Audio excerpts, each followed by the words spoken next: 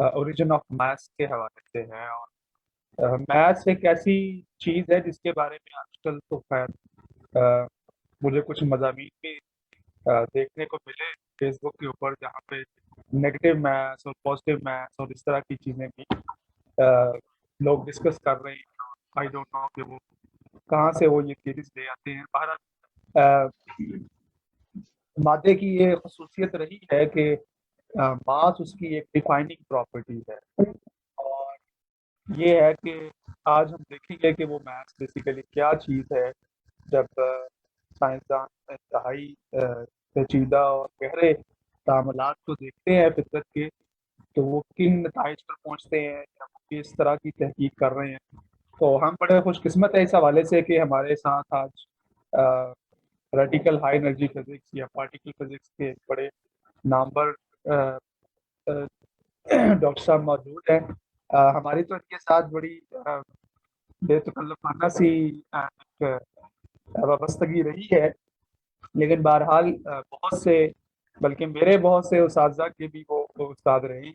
तो ये हमारी खुशबख्ती है कि आज हम सुने जा रहे हैं doctor Faisal centre for high energy physics में थ्योरेटिकल पार्टिकल फिजिक्स के उस्ताद हैं और वहीं पर तदरीस के फ़राइज़ अंजाम दे रहे हैं।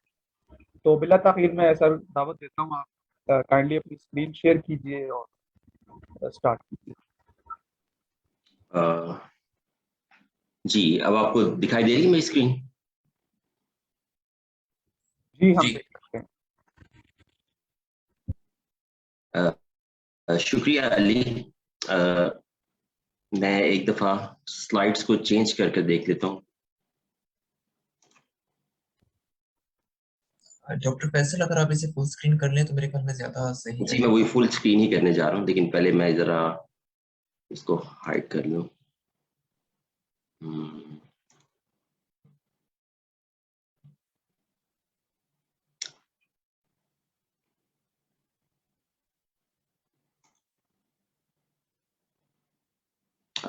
ये फुल स्क्रीन की जो ऑप्शन है ये हमें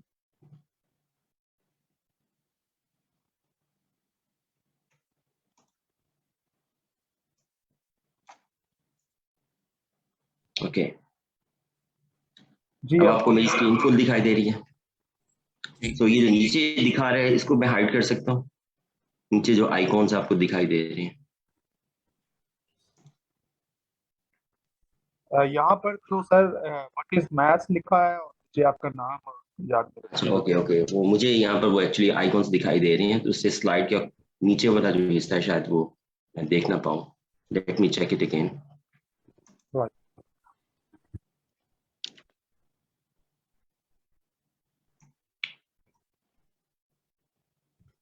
या अच्छा, आपको नेक्स्ट स्लाइड दिखाई दे रही है?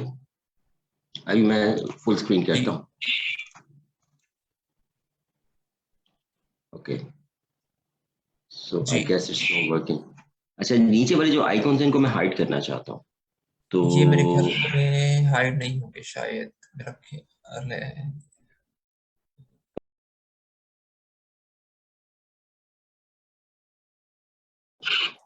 लेकिन इस टॉप के अंदर आप देखेंगे कि ये दरअसल इस सवाल का जवाब नहीं है।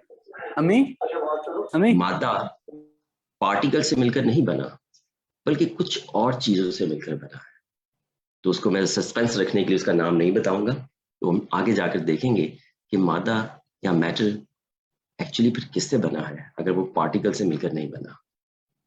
और दूसरा सवाल कि जो मास है उसके बारे में तो हम ये कहते हैं, जैसे अली शहबाज ने भी कहा अपनी शुरू के रिमार्क्स में, कि मास जो है उसके बारे में हम शुरू से ही समझते आए हैं कि ये मादे की या मैटर की एक इंट्रिंसिक प्रॉपर्टी है, उसकी एक बुनियादी खसूसियत है। जब भी मादा होगा तो उसका मास तो बहरहाल होगा। तो हम इसके बारे में हमेशा ये समझते आए हैं कि ये मादे की एक मैटर की एक इंट्रिंसिक प्रॉपर्टी है। लेकिन जो मॉडर्न थ्योरीज हैं पार्टिकल फिजिक्स के अंदर, वो हमें बता रही हैं कि ऐसा हरगिज नहीं है। मास मैटर की कोई इंट्रिंसिक प्रॉपर्टी नहीं है, बल्कि एक ऐसी प्रॉपर्टी है जो वो एक्वायर करता है। बल्कि इसको कहना चाहिए कि ये मास जो है, ये जो पार्टिकल्स हैं उनका एक बिहेवियर है, वो कुछ खास तरीके से बिहेव करते हैं जिससे मास जो है वो पैदा होता है। तो इन सवालों के दुरुस्त जवाब जो मॉडर्न पार्टिकल फिजिक्स की रोशनी में क्या है, इसी पर हम बहस करेंगे। अच्छा, इससे पहले कि मैं पहले सवाल का जवाब दूं, हम दूसरे सवाल का जवाब निकालने की कोशिश करते हैं पहले सवाल का जवाब जाने बगैर, यानी ये जाने बगैर कि मादा किस चीज से बना है, क्या हम ये समझ सकते हैं कि उसकी जो प्रॉपर्टी है मास वो क्या है, क्या हम उसको क्वांटिटेटिवली और कंक्लूसिवली डिफाइन कर सकते हैं विदाउट नोइंग कि जो मैटर है वो किस चीज से बना है। इसकी एक कोशिश करके देखते हैं और देखते हैं कि किस हद तक हम कामयाब होते हैं। और इसके लिए सबसे पहले मैं मास की जो डेफिनेशन आपके सामने रखना चाहूंगा वो न्यूटन ने प्रोवाइड की in book 1 of mathematical principle.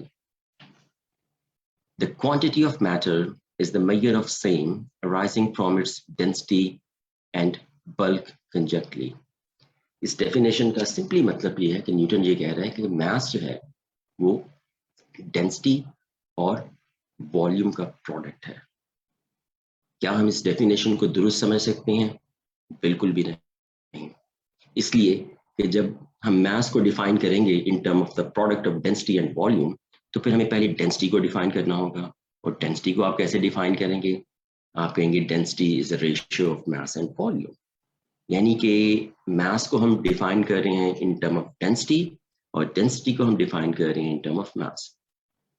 और जब हम ऐसा कर रहे हैं तो ना तो हम दरअसल मास को डिफाइन कर रहे हैं, ना ही डेंसिटी को डिफाइन कर रहे हैं। Just cyclic definition, it doesn't provide us any definition, conclusive definition of mass. हाँ, ये definition बहरहाल हमें mass के बारे में कुछ चीजें जरूर बताती है, independent of the density.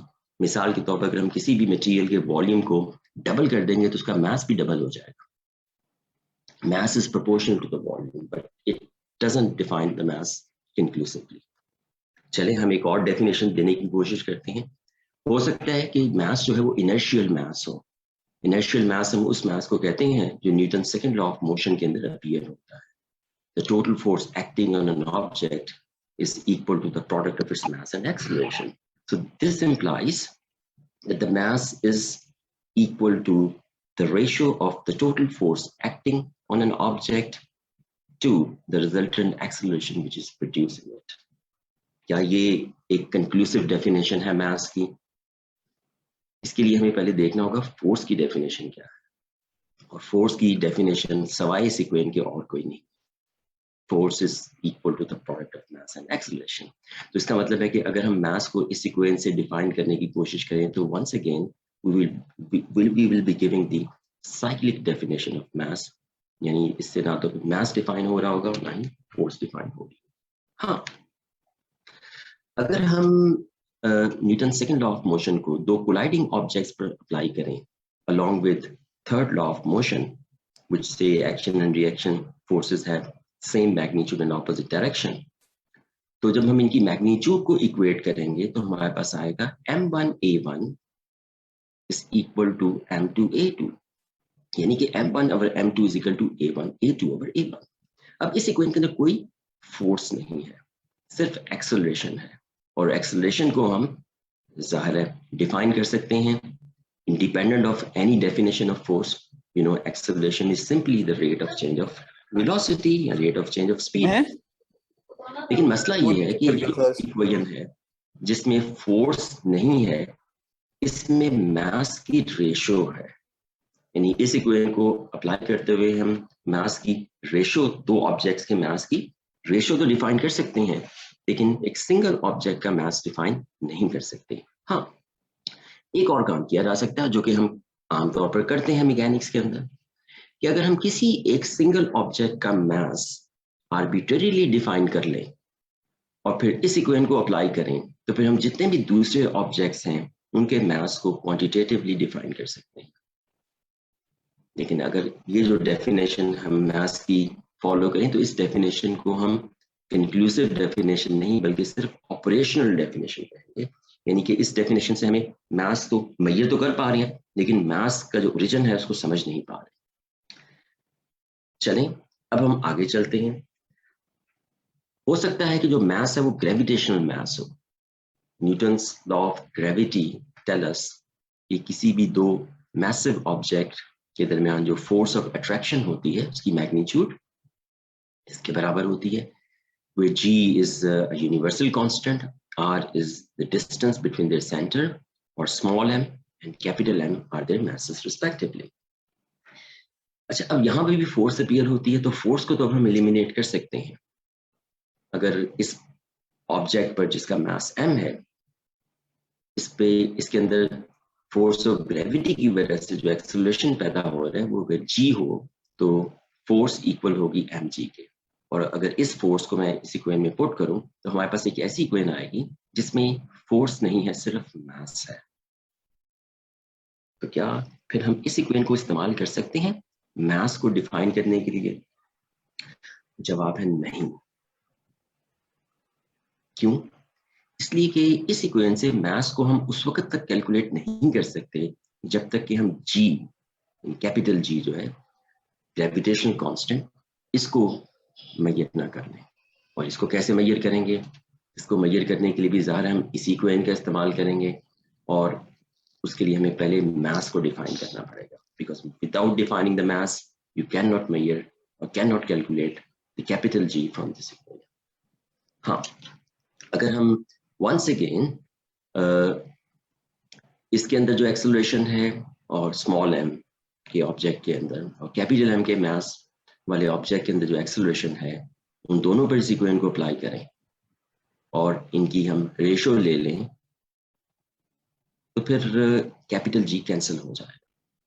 यानी वंस अगेन हम मास को मेजर कर सकते हैं by measuring the accelerations due to the force of gravity in these objects. तो हम यहाँ से मास की रेशो निकाल सकते हैं, मास नहीं निकाल सकते। यहाँ से अगर हम मास को डिफाइन करना चाहते हैं तो हमें किसी एक ऑब्जेक्ट की के मास को आर्बिट्रेरीली डिफाइन करना होगा, और इस तरह से हम वंस अगेन मास की ऑपरेशनल डेफिनेशन दे रहे हैं। इसका मतलब ये हुआ कि क्लासिकल मैकेनिक्स के अंदर ऐसा कुछ भी नहीं है जिससे हम मास की कंक्लूसिव डेफिनेशन प्रोवाइड कर सकें। हाँ, क्लासिकल मैकेनिक्स की जो इक्वेशन है उनके थ्रू हम मास की ऑपरेशनल डेफिनेशन तो दे सकते हैं, जो कि हम देते हैं, लेकिन हम इसकी एक कंक्लूसिव डेफिनेशन नहीं दे सकते जो हमें इसके ओरिजिन के बारे में बताए। चलें हम एक और डेफिनेशन की तरफ आते हैं, and that definition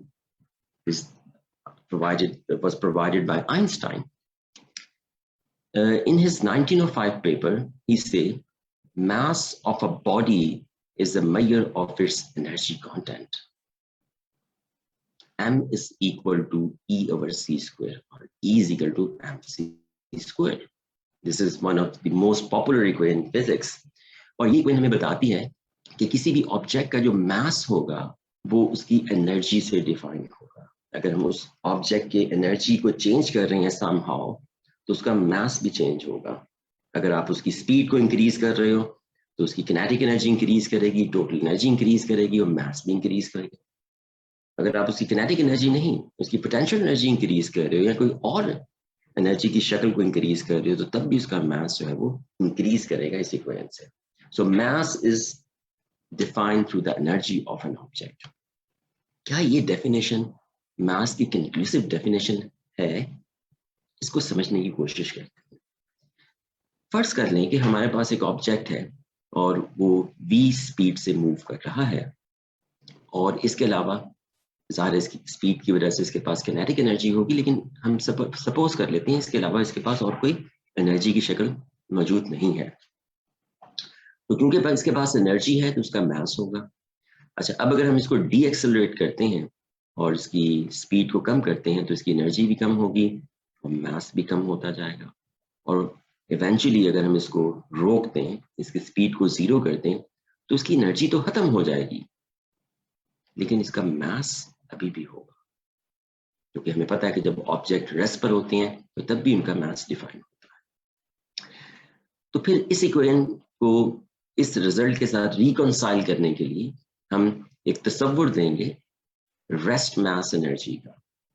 rest mass energy का मतलब है वो एनर्जी जो एक ऑब्जेक्ट कैरी करता है even when it is at rest. Rest mass energy. और जो रेस्ट मास एनर्जी है वो रेस्ट मास से रिलेट करेगी। इसका मतलब ये कि इस ऑब्जेक्ट का मास क्या है ये डिपेंड करता है कि रेस्ट मास एनर्जी क्या है। और रेस्ट मास एनर्जी क्या है, इसकी क्या डेफिनेशन है? फिलहाल हमारे पास कोई डेफिनेशन नहीं है सवाई इसके कि जो एनर्जी है rest energy that is equal to the product of rest mass and c square. यानी कि हम मास को एनर्जी में और एनर्जी को वंस अगेन मास की टर्म में डिफाइन कर रहे हैं, यानी कि हम साइक्लिक डेफिनेशन दे रहे हैं। इसका मतलब है कि जो आइंस्टाइन की जो इक्वेशन है वो हमें वो मास तो डिफाइन करने में मदद देता है जो रेस्ट मास से एक्स्ट्रा होता है, लेकिन ये जो रेस्ट मास है ये इसको डिफाइन नहीं करता, क्योंकि रेस्ट मास को डिफाइन करने के लिए हम जो रेस्ट एनर्जी है उसका इस्तेमाल करते हैं और रेस्ट एनर्जी की डेफिनेशन नहीं देते हैं।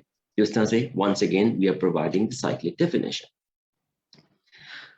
हाँ, एक इंटरेस्टिंग पॉसिबिलिटी हो सकती है और वो ये कि हो सकता है कि किसी ऑब्जेक्ट का रेस्ट मास हो ही ना। तो अगर रेस्ट मास ही नहीं है तो फिर हमें इसको डिफाइन करने की जरूरत ही नहीं पड़ेगी। जो भी मास होगा उसकी एनर्जी से आएगा, यानी मास विदाउट मास। क्या ऐसा होता है? यस, आपको पता है कि ऐसे जो पार्टिकल्स हैं जिनका रेस्ट मास 0 होता है वो स्पीड ऑफ लाइट से मूव कर रहे होते हैं, जैसे कि फोटॉन्स एंड ग्लूऑन्स। इनका जो मास है वो सिर्फ उनकी एनर्जी से आता है। इसमें रेस्ट मास या रेस्ट मास एनर्जी जो है वो कंट्रीब्यूट नहीं करती। अच्छा, इन पार्टिकल्स के बारे में थोड़ा सा मजीद बात की जा सकती है क्योंकि दिलचस्प बात है, तो इस पर हम गौर कर लेते हैं। ये फर्ज करें कि हमारे पास एक मासलेस पार्टिकल है, तो हम उसको इमेजिन करना चाहेंगे कि वो कैसा दिखाई देगा। फिलहाल हम सपोज करते हैं कि वो मासलेस पार्टिकल रेस्ट पर है। वैसे वो रेस्ट पर नहीं हो सकता, but just for the sake of argument हम सपोज करते हैं कि वो रेस्ट पर है और ये स्फीयर उसकी एक ज्योमेट्रिकल रिप्रेजेंटेशन है। अच्छा, और ये इसका डायमीटर है। अच्छा, अब अगर मैं इसकी स्पीड को इंक्रीज कर दूं और 87% of the speed of light कर दूं तो इसका जो डायमीटर है लेंथ कॉन्ट्रैक्शन की वजह से वो हाफ रह जाता है। और अगर हम इसकी स्पीड को 98% कर दें तो इसका डायमीटर 5 टाइम रिड्यूस हो जाता है।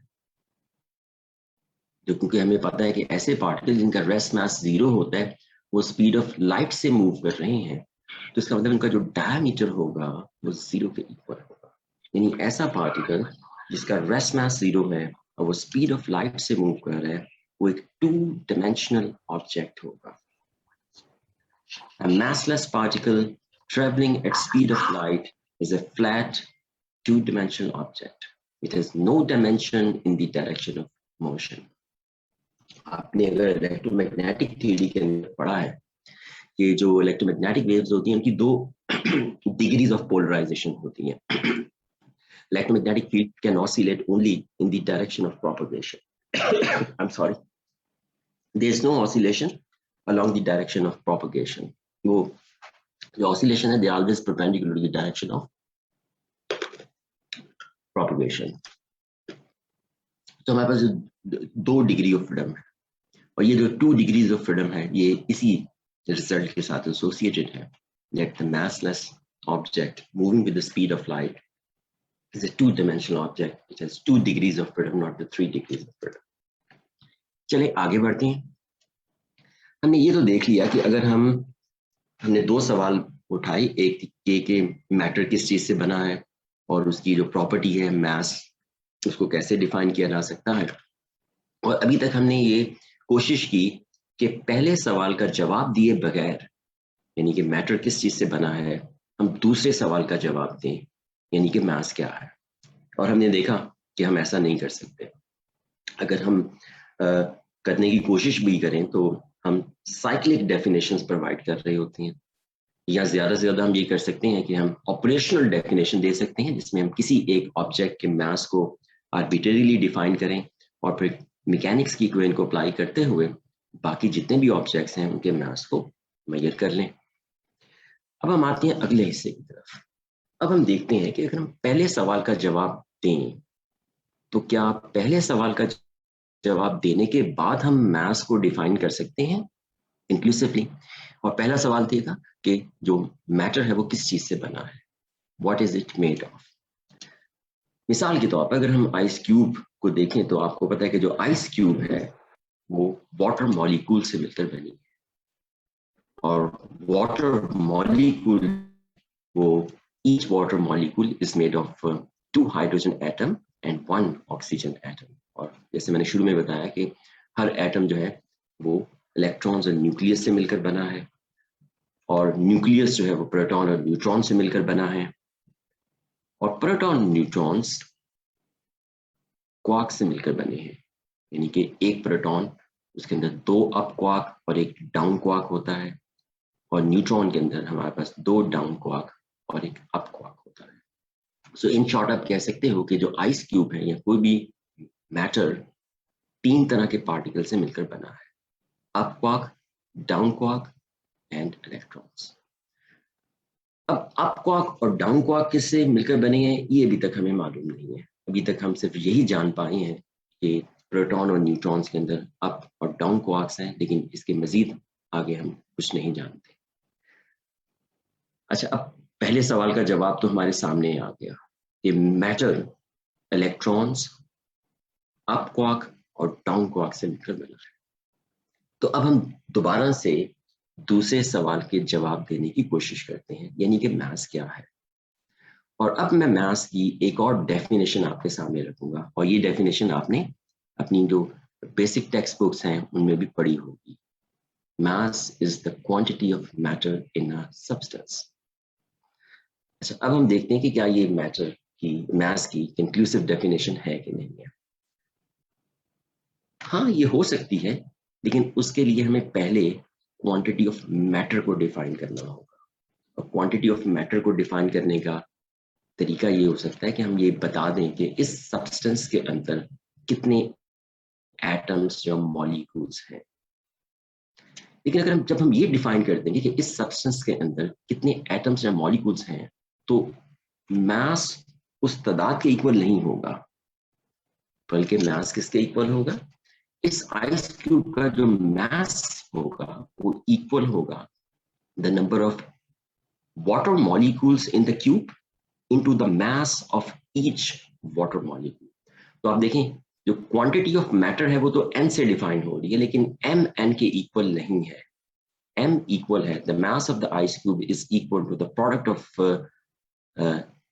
The number of water molecules in the cube and the mass of each water molecule। अच्छा, अब इससे हमें पता चलता है कि ये जो इक्वेशन है, ये इससे इस सब्सटेंस का मास उस वक्त तक डिफाइन नहीं हो सकता जब तक कि हम ये डिफाइन ना कर लें कि वाटर मॉलिक्यूल का मास क्या है। अच्छा, आप कहेंगे चलें ये तो कोई मुश्किल नहीं है, वाटर मॉलिक्यूल का मास है 2 time the mass of the hydrogen atom plus the mass of the oxygen atom. फिर हम सोचेंगे कि मास ऑफ हाइड्रोजन एटम क्या है। आप कहेंगे mass of the hydrogen atom is sum of the mass of electron and proton, और फिर आप mass of oxygen atom define करेंगे, और बात जो है वो क्वार्क्स तक आकर रुकेगी। यानी अल्टीमेटली हमें क्वार्क के जो मासेस हैं जब तक वो डिफाइन नहीं कर पाएंगे तब तक हम इस आइस क्यूब का जो मास है वो डिफाइन नहीं कर सकते। तो ये जो डेफिनेशन है that the mass is a quantity of matter in a substance, ये मास की प्रॉब्लम को डिफाइन नहीं करती, बल्कि मास को की डेफिनेशन की जो प्रॉब्लम है उसको सॉल्व नहीं करती, बल्कि उस प्रॉब्लम को एक स्केल से दूसरे स्केल पर शिफ्ट कर देती है। जैसे पहली इक्वेशन जो है वो मास को डिफाइन करने की जो प्रॉब्लम है उसको आइस क्यूब से वाटर मॉलिक्यूल पर शिफ्ट कर देती है, और अगर हम mass of water molecule define करें तो वो उसी प्रॉब्लम को मास ऑफ हाइड्रोजन और ऑक्सीजन एटम पर शिफ्ट करते हैं। और अगर हम इसी को अप्लाई करते जाएं तो इवेंचुअली बात जो है वो क्वार्क्स तक आकर रुकेगी। लेकिन ये तो हमें पता ही नहीं कि क्वार्क्स किससे मिलकर बने हैं। लेकिन अगर एक लम्हे के लिए फर्ज किया जाए कि हमें ये पता भी हो कि क्वार्क्स किससे मिलकर बने हैं, तो तब भी मसले का हल नहीं होगा, बल्कि वही प्रॉब्लम एक और स्केल से एक और जो कि अभी तक अननोन स्केल है उस पर शिफ्ट हो जाए। तो ये जो आर्गुमेंट है, this argument based on reductionism does not really provide the answer of what is mass. लेकिन इस स्लाइड से आपने ये यकीनन महसूस किया होगा कि अगरचे कि हम ये नहीं बता पा रहे अभी कि मास क्या है, लेकिन हम पहले सवाल का जवाब कि मैटर किस चीज से बना है उसका प्रोवाइड कर पा रही है। और वो ये है कि इस दुनिया के अंदर या इस कायनात के अंदर जितना भी मैटर है वो इलेक्ट्रॉन, अप क्वार्क और डाउन क्वार्क से मिलकर बना है। ये ज़ाहिर है बहुत ही सादा जवाब है, और आप समझ सकते हैं कि सादा चीज़ें हमेशा हमें हमारे माइंड को अट्रैक्ट करती हैं और हमें वो सादा चीज़ें खूबसूरत भी दिखाई देती हैं। लेकिन ये जो सवाल है कि इस कायनात के अंदर जो मादा है वो इलेक्ट्रॉन या और अप और डाउन क्वार्क से बना है, इस सवाल के जवाब के साथ सिर्फ एक इशू है, और वो इशू ये है कि इस सवाल का जवाब जो है कि मादा किस चीज से बना है, जो भी हमने जवाब दिया वो जवाब गलत है। It's a lie if we say that the matter in the universe is made of electron, up quark and down quark. Yeah, it's a lie if we say that the matter in the universe is made of some fundamental particles. अब ये एक ऐसा झूठ है जो मैं भी अक्सर स्टूडेंट्स को बताता हूँ, और आप में से भी बहुत से लोगों ने ये झूठ सुना होगा और स्टूडेंट्स को बताते भी होंगे, और आप सोच रहे होंगे कि अगर ये झूठ है तो फिर सच क्या है, और यकीन ये भी सोच रहे होंगे कि अगर ये झूठ है तो फिर ये झूठ जो है क्यों बताया जाता है। ये झूठ शायद इसलिए बताया जाता है क्योंकि जो सच है वो थोड़ा सा मुश्किल है, और छोटी क्लासेस के अंदर उसको समझना थोड़ा सा मुश्किल होता है, तो इसलिए हम उनको यही झूठा जवाब दे देते हैं। तो सच है क्या? सच ये है कि इस यूनिवर्स, ये जो यूनिवर्स है ये पार्टिकल से मिलकर नहीं बनी, बल्कि क्वांटम फील्ड से मिलकर बनी है। The building blocks of the universe are the quantum fields, not the particles. लेकिन जब हम इस यूनिवर्स को ऑब्जर्व करते हैं तो हमें तो पार्टिकल्स दिखाई देते हैं, फील्ड्स तो दिखाई नहीं देते। So what I am saying here is कि जो particles हैं, they are less fundamental than the quantum fields. The quantum fields are more fundamental than the particles. Quantum field से ही particles पैदा होते हैं, particles से quantum field पैदा नहीं होते। So the universe जो है वो particles से नहीं quantum field से बनी है, और उन quantum fields से particles पैदा होती हैं। कैसे पैदा होती हैं? जब हम इन quantum fields को एक्साइट करते हैं, जब हम उनके अंदर रिपल्स पैदा करते हैं इन फील्ड्स के अंदर, तो इन फील्ड्स के अंदर जो रिपल्स होते हैं, एक्साइटेशंस जो होती हैं, वही दरअसल पार्टिकल्स होती हैं। तो अगर ऐसा है तो जाहिर है फिर फील्ड्स जो हैं they are more fundamental than the particles. अच्छा, अब ये जो सवाल, ये जो मैंने जवाब दिया है इस सवाल का कि यूनिवर्स के जो बिल्डिंग ब्लॉक्स हैं वो पार्टिकल्स नहीं है, क्वांटम फील्ड्स हैं, इसको थोड़ा सा समझने की कोशिश करते हैं कि ऐसा क्यों है। और ज़ाहिर है इसको जिनके लिए ये जवाब नया है, हो सकता है वो इसको फौरी तौर पर, ज़हनी तौर पर कबूल ना करें, तो इसके लिए मैं आपको एक एविडेंस जो है वो भी प्रोवाइड करूंगा ताकि आप कन्विंस हो सको कि वाकई ऐसा है कि जो यूनिवर्स है वो पार्टिकल से नहीं बल्कि फील्ड से मिलकर बनी है, और जो पार्टिकल्स हैं वो सिर्फ रिपल्स हैं या एक्साइटेशंस हैं इन फील्ड्स के अंदर। अच्छा, अपनी इस नुक्ता नज़र को बताने के लिए मैं ये एग्जांपल भी दे सकता हूँ कि हम अगर फर्ज करते हैं कि यूनिवर्स जो है गॉड ने क्रिएट की है, तो इस गॉड ने पार्टिकल्स क्रिएट नहीं किए, सिर्फ क्वांटम फील्ड्स क्रिएट किए हैं, और वो क्वांटम फील्ड्स जो हैं एक दूसरे से इंटरेक्ट कर सकते हैं, एक दूसरे को एनर्जी सप्लाई कर सकते हैं, एक दूसरे के अंदर रिपल्स पैदा कर सकते हैं, और उससे फिर मुख्तलिफ तरह के जो पार्टिकल्स हैं वो पैदा होते हैं। तो ऐसा क्यों है? तो इसको समझने के लिए सबसे पहले हम देखते हैं कि क्वांटम फील्ड्स क्या है। क्वांटम फील्ड एक ऐसा कॉन्सेप्ट है जो फील्ड और क्वांटम मैकेनिक्स की कॉम्बिनेशन से पैदा होता है, और जहां तक फील्ड का कॉन्सेप्ट है उससे तो आप फेमिलियर हो। अच्छा, अब ये बाय द वे, ये मैं गूगल पर एक दफा मैंने सोचा कि मैं अपनी स्लाइड के अंदर फील्ड की कोई पिक्चर या विजुअल रिप्रेजेंटेशन शामिल करना चाहूंगा, तो मैंने गूगल की सर्च बार पर जब फील्ड लिखकर इमेजेस क्लिक किए तो मेरे पास ये फील्ड आ गया। यकीनन मैं इस फील्ड की बात नहीं कर रहा, मैं जिस फील्ड की बात कर रहा हूँ वो दरअसल एक ऐसी क्वांटिटी है जिसको डिफाइन करने के लिए हमें उसकी वैल्यू स्पेसिफाई करनी होती है at each point of space. तो ऐसी क्वांटिटीज जिनको जिनको स्पेसिफाई करने के लिए, कंप्लीटली स्पेसिफाई करने के लिए हमें उनकी वैल्यू स्पेस के हर पॉइंट पर बतानी होती है, उनको हम फील्ड्स कहते हैं। मिसाल के तौर पर अगर मैं आपसे पूछता हूँ कि what is the temperature of the room, तो आप उस रूम का जो टेम्परेचर है उसको कैसे मेजर करोगे? आप एक थर्मामीटर लेकर आओगे और इस जगह पर रख दोगे और ये आपको बताएगा कि इस रूम का टेम्परेचर क्या है? नहीं, ये आपको सिर्फ ये बताएगा कि रूम के इस पॉइंट का टेम्परेचर क्या है। रूम के डिफरेंट पॉइंट्स पर टेम्परेचर डिफरेंट हो सकता है।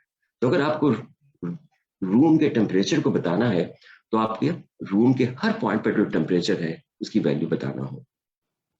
तो अगर आप क्वांटिटी को डिफाइन करना पड़ रहा है आपको स्पेस के हर पॉइंट पर, तो फिर हम उस क्वांटिटी को फील्ड कहेंगे, यानी room temperature is a field. इसी तरह से इलेक्ट्रिकोमैग्नेटिक फील्ड्स जिनसे आप फेमिलियर हैं, इलेक्ट्रिकोमैग्नेटिक फील्ड को भी स्पेस में स्पेसिफाई करने के लिए हमें इसकी वैल्यू स्पेस के हर पॉइंट पर बताना होती है। इसी तरह से अगर आपको जो state of surface of a T in a cup बतानी है तो उसके लिए आपको क्या करना होगा? आपको सरफेस के हर पॉइंट पर जो एम्पलीट्यूड है वो स्पेसिफाई करना होगा। So that's once again required a field. So the concept of field is very simple. We always use in classical mechanics. और क्वांटम मैकेनिक्स, क्वांटम मैकेनिक्स क्या है इस पर भी थोड़ी सी बात कर लेते हैं। आपको पता है कि क्वांटम मैकेनिक्स के अंदर जो फिजिकल ऑब्जर्वेबल्स होते हैं उनकी डिस्क्रीट वैल्यूज ही अलाउ होती है। जैसे कि आपको पता है कि हाइड्रोजन एटम के अंदर इलेक्ट्रॉन जो है that can have only certain discrete values of energy which are given by this formula. इसी तरह से अगर आपके पास एक हार्मोनिक ऑसिलेटर है, it can only oscillate with certain discrete values of energy. और इन अदर वर्ड्स अगर आप इसको क्लासिकल रिजल्ट से रिलेट करेंगे, आपको पता है कि हार्मोनिक ऑसिलेटर की जो एनर्जी होती है उसकी एम्पलीट्यूड पर डिपेंड करती है। तो क्वांटम मैकेनिक्स हमें ये कहती है कि उसकी एनर्जी की सर्टेन डिस्क्रीट वैल्यूज अलाउड हैं, तो इसका मतलब है वो सिर्फ certain discrete values of amplitude पे ऑसिलेट कर सकता है। And these discrete values are usually defined by certain quantum numbers. इस केस में क्वांटम नंबर n है जिसको प्रिंसिपल क्वांटम नंबर कहते हैं, और इस केस में क्वांटम नंबर n है जिसकी जो अलाउड वैल्यूज हैं वो 0 और पॉजिटिव इंटीजर्स होती है। So this is the important characteristic of quantum mechanics। के क्वांटम मैकेनिक्स के अंदर जो ऑब्जर्वेबल्स होते हैं, स्पेशली जो एनर्जी होती है, उसकी सर्टेन डिस्क्रीट वैल्यूज ही अलाउड होती हैं। तो ये तो बात हो गई फील्ड क्या है और क्वांटम मैकेनिक्स में क्या होता है। लेकिन असल जो the real fun is created when you combine these two concepts। जब फील्ड का जो कॉन्सेप्ट है उसको क्वांटम मैकेनिक्स के कॉन्सेप्ट से मिलाते हो। अच्छा, अब अगर हम फील्ड और क्वांटम मैकेनिक्स से कॉन्सेप्ट को जब मिलाते हैं तो हमें पता चलता है कि जस्ट लाइक हार्मोनिक ऑसिलेटर और just like hydrogen atom, field जो है उसकी भी एनर्जी की सर्टेन डिस्क्रीट वैल्यूज ही अलाउड होती हैं। और मजे की बात यह है कि फील्ड की एनर्जी की जो डिस्क्रीट वैल्यूज होती हैं वो इक्वली स्पेस्ड होती हैं। और जब भी हमारे पास जो एनर्जी की डिस्क्रीट वैल्यूज हैं वो इक्वली स्पेस्ड हों तो हम एक कॉन्सेप्ट यूज कर सकते हैं जिसको हम क्वांटा कहते हैं। यानी क्वांटा का मतलब है किसी भी दो कंसेक्टिव जो एनर्जी की वैल्यूज उनके दरमियान डिफरेंस।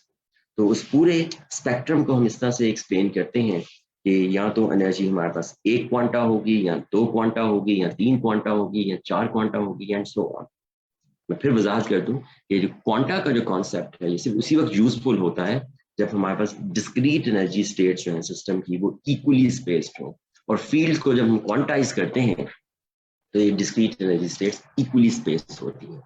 और किसी भी दो डिस्क्रीट एनर्जी स्टेट्स के दरमियान जो स्पेसिंग है उसको हम क्वांटा कहते हैं।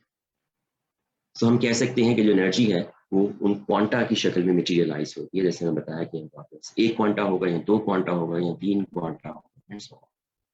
और हम देखते हैं कि जो क्वांटा होते हैं फील्ड के केस में, उनकी जो प्रॉपर्टीज हैं वो एग्जैक्टली वही होती हैं जो पार्टिकल्स की होती हैं। जैसे क्वांटा के पास एनर्जी तो है लेकिन उसके पास मास भी होता है, उसके पास स्पिन भी होती है, उसके पास चार्ज भी होता है, and so on. All those properties जो हम पार्टिकल के साथ एसोसिएट करते हैं वो क्वांटा कैरी करते हैं। इसका मतलब ये है कि जो पार्टिकल्स हैं वो क्वांटम फील्ड्स की एक्साइटेशंस हैं, यानी क्वांटम फील्ड्स के अंदर जब हम एक्साइटेशंस प्रोड्यूस करते हैं तो दरअसल हम पार्टिकल्स जनरेट कर रहे हैं। So that's why I say that ripples in the quantum fields are the particles. और मजे की बात यह है कि ये जो फील्ड्स हैं एक दूसरे से इंटरैक्ट भी कर सकते हैं। पहली बात तो ये है कि हम ये करते हैं कि हम जितने भी मुख्तलिफ तरह के पार्टिकल्स हैं उनको एक फील्ड एसोसिएट करते हैं। मिसाल के तौर पर photon, electromagnetic field. Electromagnetic field का जो क्वांटा है उसको आप सब लोग जानते हैं, उसको फोटोन कहा जाता है, जो मैसलेस होता है, न्यूट्रल होता है। इसी तरह से जो हमारे पास इलेक्ट्रॉन फील्ड होगा, इलेक्ट्रॉन फील्ड का जो क्वांटा होगा वो इलेक्ट्रॉन होगा। इसी तरह से हमारे पास एक अप क्वार्क फील्ड होगा जिसके क्वांटा अप क्वार्क्स होंगे। इसी तरह हमारे पास डाउन क्वार्क फील्ड होगा जिसके क्वांटा डाउन क्वार्क्स होंगे। तो इसका corresponding to every different kind of particle we have a field, and these particles are produced when you produce the excitation in these fields. We have electron field, we have electromagnetic field, you have photon field, we have up quark field, and we have down quark field. So corresponding to every different kind of particle, we have a quantum field. और मजे की बात है कि ये जो quantum fields हैं ये एक दूसरे से इंटरैक्ट कर सकते हैं। अच्छा, जब आप कहेंगे कि दो क्वांटम फील्ड आपस में इंटरैक्ट करते हैं तो इसका मतलब क्या होगा? इसका मतलब ये होगा कि एक फील्ड दूसरे फील्ड को एनर्जी सप्लाई कर सकता है या दूसरा फील्ड पहले फील्ड को एनर्जी सप्लाई कर सकता है। इमेजिन करें कि अगर दो फील्ड एक दूसरे के साथ इंटरैक्ट कर रहे हैं तो हम क्या देखेंगे? इमेजिन करें कि जो दो फील्ड्स हैं उनमें से एक फील्ड है से इलेक्ट्रॉन फील्ड और दूसरा फील्ड है इलेक्ट्रोमैग्नेटिक फील्ड। इलेक्ट्रॉन फील्ड के क्वांटास हैं इलेक्ट्रॉन और इलेक्ट्रोमैग्नेटिक फील्ड के क्वांटा है फोटोन। और इमेजिन करें कि ये फील्ड एक दूसरे के साथ इंटरैक्ट कर रही है और फर्स्ट कर लें कि इस तरह से इंटरैक्ट कर रही है कि इलेक्ट्रोमैग्नेटिक फील्ड एनर्जी सप्लाई कर रहा है टू द इलेक्ट्रॉन फील्ड। अच्छा, अब क्या होगा? जब इलेक्ट्रोमैग्नेटिक फील्ड इलेक्ट्रॉन फील्ड को एनर्जी सप्लाई करेगा तो इलेक्ट्रोमैग्नेटिक फील्ड की एनर्जी कम होगी। एनर्जी कम होने का मतलब है कि उसके क्वांटा कम होंगे, यानी फोटोन कम होंगे। और क्योंकि एनर्जी इलेक्ट्रॉन फील्ड को सप्लाई की जा रही है तो इलेक्ट्रॉन फील्ड के क्वांटा यानी कि इलेक्ट्रॉन्स और पॉजिट्रॉन्स वो इंक्रीज करेंगे। और हम क्या ऑब्जर्व करेंगे? पेयर प्रोडक्शन, जिसमें फोटोन जो है वो इलेक्ट्रॉन पॉजिट्रॉन पेयर के अंदर कन्वर्ट हो। So this process that the photon converts into electron-positron pair that can be described through the interaction of electromagnetic field and the electron field.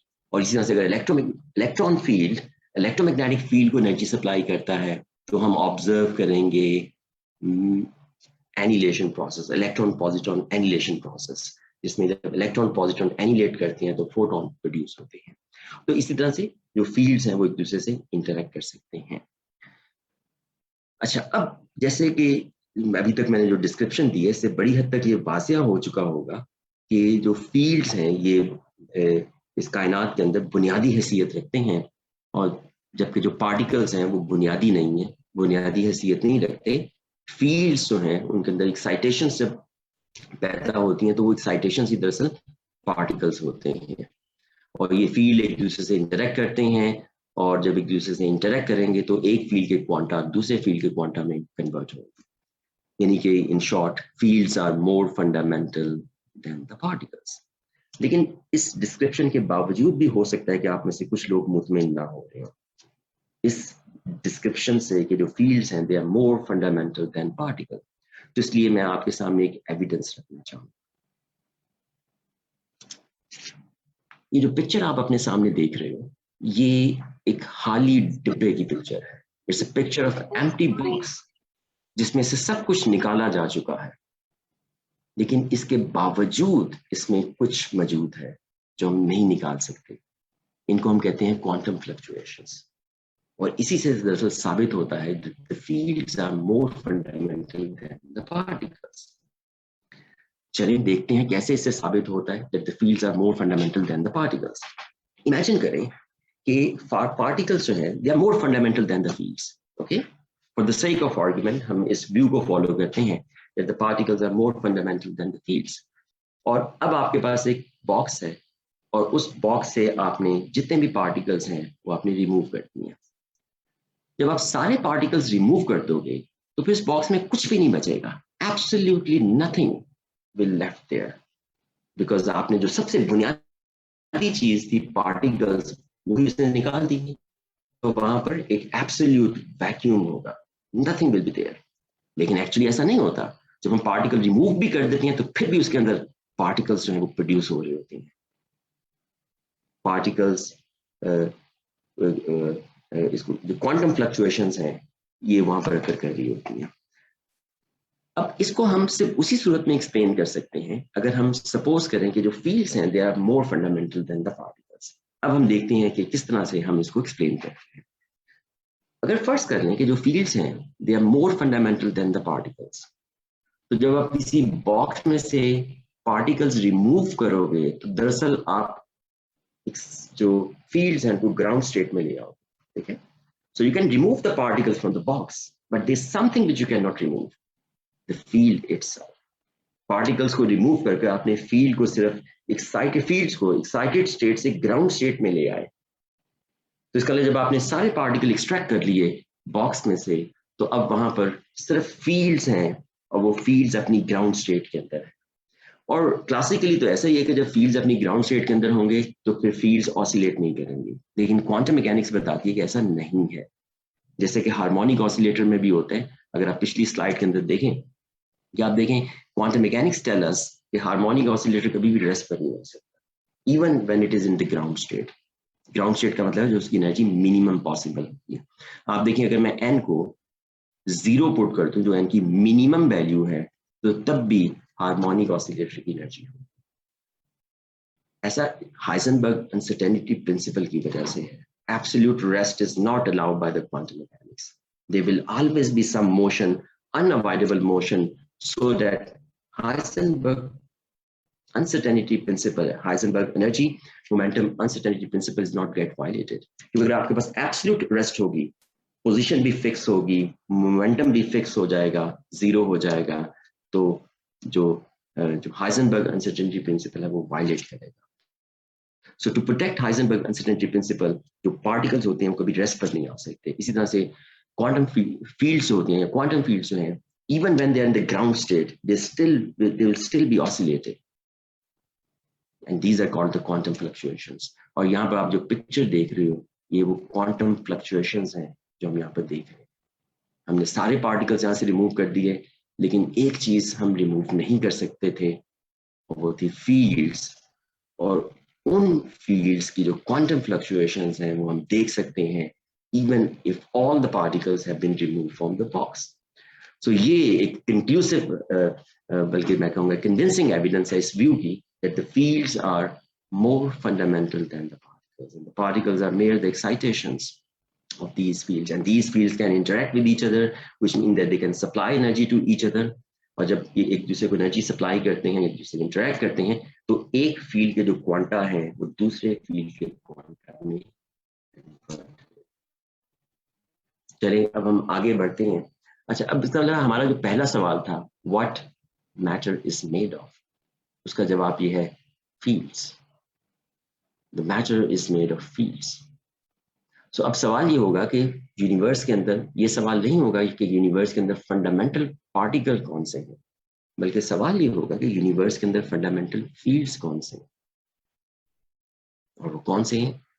Universe के अंदर जो फंडामेंटल फील्ड्स हैं उनमें से कुछ तो हम अभी बात कर भी चुके हैं। एक फील्ड है अप क्वार्क फील्ड, जिसके क्वांटा को हम अप क्वार्क कहते हैं, फिर डाउन क्वार्क फील्ड, फिर इलेक्ट्रॉन फील्ड और फिर neutrino field. This is called one generation of fields, and then and we don't have any good reason to believe that why the nature replicate its fields into another generation, जिसमें हमारे पास charm field, strange field, muon field और muon neutrino field है, and then we have discovered another generation of field जिसमें हमारे पास top field, bottom field, tau field और tau neutrino fields है। ये जितने भी फील्ड्स हैं इनके जो क्वांटा हैं उनकी स्पिन हाफ होती है। फिर हमारे पास कुछ और फील्ड्स भी हैं। ये जो फील्ड्स हैं ये जब एक दूसरे से इंटरेक्ट करते हैं तो कुछ और फील्ड्स का भी इस्तेमाल करते हैं। मिसाल के तौर पर जब एक चार्ज पार्टिकल एक दूसरे चार्ज पार्टिकल के साथ इंटरेक्ट करता है तो वो इलेक्ट्रोमैग्नेटिक फील्ड का इस्तेमाल करता है। तो ये जो मीडिएटर फील्ड्स हैं ये भी फंडामेंटल फील्ड्स में शामिल हैं। इसमें हमारे पास ग्लूऑन फील्ड्स हैं, फोटोन फील्ड हैं, W plus minus Z not fields हैं, और फिर ये भी जो ग्रेविटेशनल फील्ड है उसको भी हम इस लिस्ट में इंक्लूड कर रहे हैं। इन फील्ड्स के भी क्वांटा होंगे। इस फील्ड के क्वांटा को ग्लूऑन्स कहा जाता है। इलेक्ट्रोमैग्नेटिक फील्ड या फोटोन फील्ड के क्वांटा को फोटोन कहा जाता है।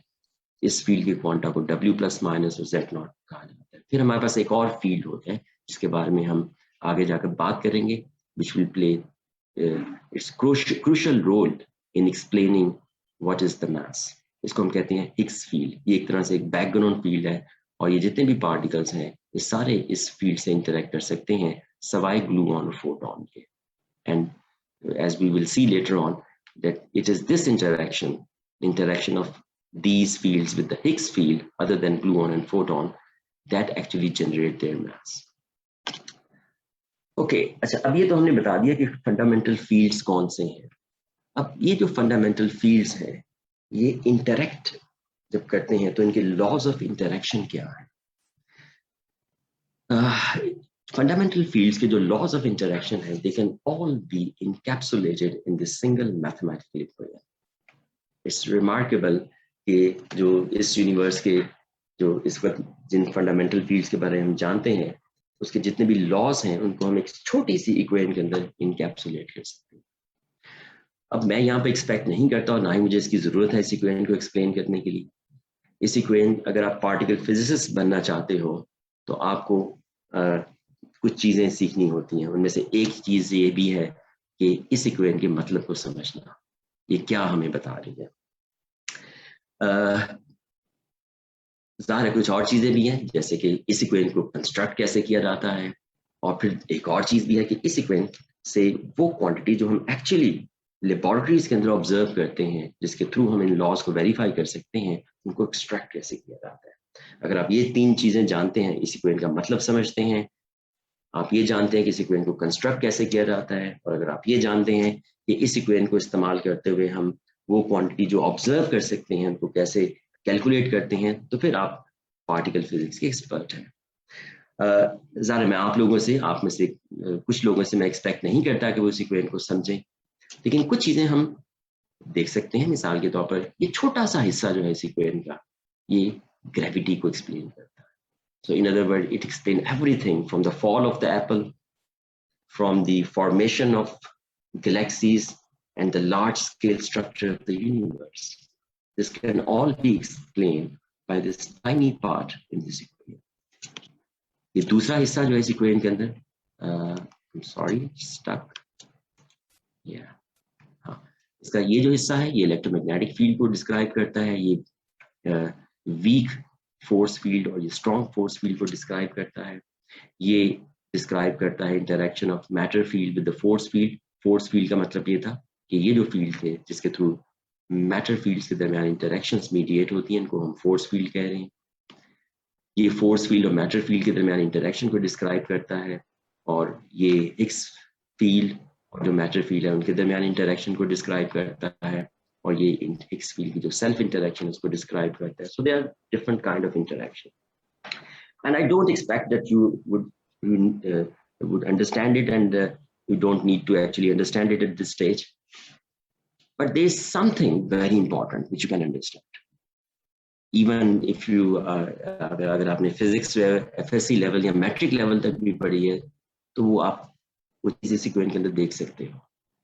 आप देखें कि इस पूरी मैथमेटिकल इक्वेशन के अंदर कहीं भी m नहीं है। m you know, m stands for mass. There's no mass in this equation. What does it mean? We don't have any mass in this equation. अगर by the way अगर इसमें mass होता तो फिर या तो इस शक्ल में अपीयर होना था, या इस शक्ल में अपीयर होना था, या इस शक्ल में अपीयर होना था, तो किसी भी शक्ल में इस इक्वेशन में अपीयर। इसका मतलब ये है कि जब पार्टिकल फिजिसिस्ट जो हैं वो इस यूनिवर्स के जो फंडामेंटल लॉज हैं उनको लिखते हैं, वो अस्यूम करते हैं कि फील्ड के जो क्वांटास हैं, जितने भी फील्ड्स हैं जिनके क्वांटा पार्टिकल्स वो मैसलेस हैं, दे हैव नो मैस। चलें पहले इसी बात पे गौर कर लेते हैं कि ऐसा क्यों हमें सपोज करना पड़ता है कि जो फंडामेंटल फील्ड्स हैं इस यूनिवर्स के अंदर, उनके जो क्वांटा हैं जिनको हम फंडामेंटल पार्टिकल कह सकते हैं, हमें उनको मैसलेस क्यों सपोज करना पड़ता है जब हम उनके लॉज ऑफ इंटरेक्शन लिखते हैं। अच्छा, अगली स्लाइड मेरी थोड़ी सी, इसको मैं स्किप कर रहा हूँ और इसको भी मैं स्किप कर रहा हूँ, दैट्स अबाउट सलाम, क्योंकि ये जो इक्वेशन अभी हमने देखी है, इस इक्वेशन के अंदर ग्रेविटी को छोड़कर बाकी जो कुछ भी है that was written by Weinberg and Salam. So I skip this slide as well. Okay, तो अब मैं एक्सप्लेन करता हूँ कि जब फिजिसिस्ट जो हैं वो फंडामेंटल फील्ड्स के जो लॉज ऑफ इंटरेक्शन है या फंडामेंटल पार्टिकल्स के लॉज ऑफ इंटरेक्शन लिखते हैं, तो उन्हें क्यों सपोज करना पड़ता है कि जो फील्ड्स हैं, उनके जो क्वांटा है वो मैसलेस है। अब ये थोड़ी सी टेक्निकल होगी, सो हो सकता है कि आप कुछ लोग इस हिस्से को मुकम्मल तौर पर समझ ना पाए, लेकिन आप अगर सिर्फ जो बेसिक कॉन्सेप्ट है उसको समझे तो बहुत कुछ आप देख पाओगे। देखिए, ये जो हमने पीछे इक्वेशन लिखी उसमें से अगर हम ग्रेविटी को एक्सक्लूड करते हैं तो बाकी इक्वेशन का जो हिस्सा था जिसके बारे में मैंने वो कहा कि उसको अब्दुल सलाम साहब ने और वाइनबर्ग जो है उन्होंने लिखा था 1967 और 1969 के दौरान, यानी तकरीबन कोई 52 साल पहले। इस हिस्से को हम कहते हैं standard model. Okay, standard model of the particle physics, and it's very successful. आज तक हमें इसके अगेंस्ट कोई सीरियस एविडेंस नहीं मिली, despite testing it in hundreds of thousands of different ways. So standard model जो है वो बुनियादी तौर पर एक थ्योरी है, एक क्लास ऑफ थ्योरी है जिसको हम गेज थ्योरीज कहते हैं, और इन थ्योरीज को डेवलप करने के लिए हम सिमेट्रीज इम्पोज करते हैं जिनको हम गेज सिमेट्रीज कहते हैं। हम दो तरह की सिमेट्रीज इम्पोज करते हैं, एक को हम कहते हैं SU3 सिमेट्री। ये क्या है ये जानने की जरूरत नहीं है, बस इसका नाम सुनिए, SU3 सिमेट्री। और दूसरी जो सिमेट्री है उसको हम कहते हैं SU2 क्रॉस U1 सिमेट्री। ये जो सिमेट्री है SU3 सिमेट्री, ये स्ट्रॉन्ग इंटरेक्शन जो है उसके लॉ को प्रोड्यूस करती है, और SU2 क्रॉस U1 सिमेट्री ये इलेक्ट्रोमैग्नेटिक और जो वीक इंटरेक्शन है उसके लॉस को प्रोड्यूस करती है। अच्छा, अब ये जो सिमेट्री है ये हमें एक खास तरीके से लेनी पड़ती है। Under SU2 cross U1 symmetry, the left-handed and the right-handed particles transform in a different way. यानी हमें suppose करना पड़ता है कि जो left-handed particles हैं, they transform in a different way from the right-handed particles. Left-handed और right-handed particles किन्हें कहते हैं? आपको पता है particles जो हैं उनकी spin भी होती है और उनके पास motion भी होती है। If the particle is spinning along the direction of motion, तो उसको right-handed कहते हैं, and if it is spinning in an opposite direction, it's left-handed particle. तो ये जो सिमेट्रीज हैं, ये जो सिमेट्री है इलेक्ट्रोवीक इंटरेक्शन की जो सिमेट्री है, इसको हम इस तरह से इम्पोज करते हैं कि हम सपोज करते हैं कि जो लेफ्ट हैंडेड पार्टिकल्स हैं और जो राइट हैंडेड पार्टिकल्स हैं, they are transforming in a different way. क्यों हमें ऐसा सपोज करना पड़ता है कि जो लेफ्ट हैंडेड पार्टिकल्स हैं they are transforming in a different way from the right handed particle? इसका जवाब है पैरिटी वायलेशन। आपको पता है पैरिटी सिमेट्री जब नेचर के अंदर ब्रेक करती है, आप न्यूक्लियर फिजिक्स के कोर्स में पढ़ा भी होगा कि वू ने इसको सबसे पहले एक्सपेरिमेंटली डिमॉन्स्ट्रेट किया था कि अगर हमारे पास कोबाल्ट 60 एटम्स हों जो कि रेडियोएक्टिव एटम्स हैं और ये डिके करते हैं थ्रू बीटा डिके, अगर हम इन सब की जो स्पिन है, जितने भी कोबाल्ट 60 एटम्स हैं उनकी स्पिन एक ही डायरेक्शन में अलाइन करते हैं by applying a strong magnetic field. आपको पता है जो स्पिन है वो थर्मल एनर्जी की वजह से फ्लक्चुएट करती है, लेकिन अगर हम स्ट्रॉन्ग मैग्नेटिक फील्ड अप्लाई करें at a very low temperature, then it's possible कि हम गिवन कोबाल्ट 60 का जो सैंपल है उसके अंदर जितने भी एटम्स हैं उनकी स्पिन एक ही डायरेक्शन में अलाइन कर दें। तो जब उनकी स्पिन एक ही डायरेक्शन में अलाइन करते हैं तो हम देखते हैं कि जितने भी इलेक्ट्रॉन्स एमिट होते हैं बीटा डिके, वो हमेशा स्पिन की डायरेक्शन में एमिट होते हैं, स्पिन से जो ऑपोजिट डायरेक्शन उसमें एमिट नहीं होते।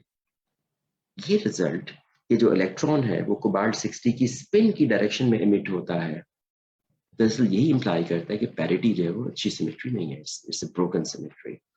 पैरिटी का ताल्लुक है मिरर इमेज से, कि अगर हम किसी प्रोसेस का मिरर इमेज लें और मिरर में जो प्रोसेस अकर कर रहा है वो बी नेचर में अकर करता हो विद द सेम प्रोबेबिलिटी जो असल प्रोसेस है, तो फिर पैरिटी सिमेट्री गुड सिमेट्री होगी। अच्छा, अब अगर आप इस प्रोसेस का मिरर इमेज देखें तो मिरर इमेज के अंदर इसकी जो स्पिन होगी वो इस डायरेक्शन में होगी, you see if you just apply the right hand rule, you can see कि जब हम इसका mirror image लेंगे तो इसकी जो spin है, I'm sorry, spin will not be inverted. Spin mirror image में भी ऐसे ही होगी. हाँ, अगर इसको vertically align करके रखा जाए तो spin invert होगी. इसके mirror image के अंदर जो spin है वो invert नहीं होगी, ठीक है? लेकिन फर्क क्या होगा कि यानी अगर ये पार्टिकल कोबाल्ट 60 इस तरफ स्पिन कर रहा है तो मिरर इमेज के अंदर भी इस तरफ स्पिन कर रहा होगा.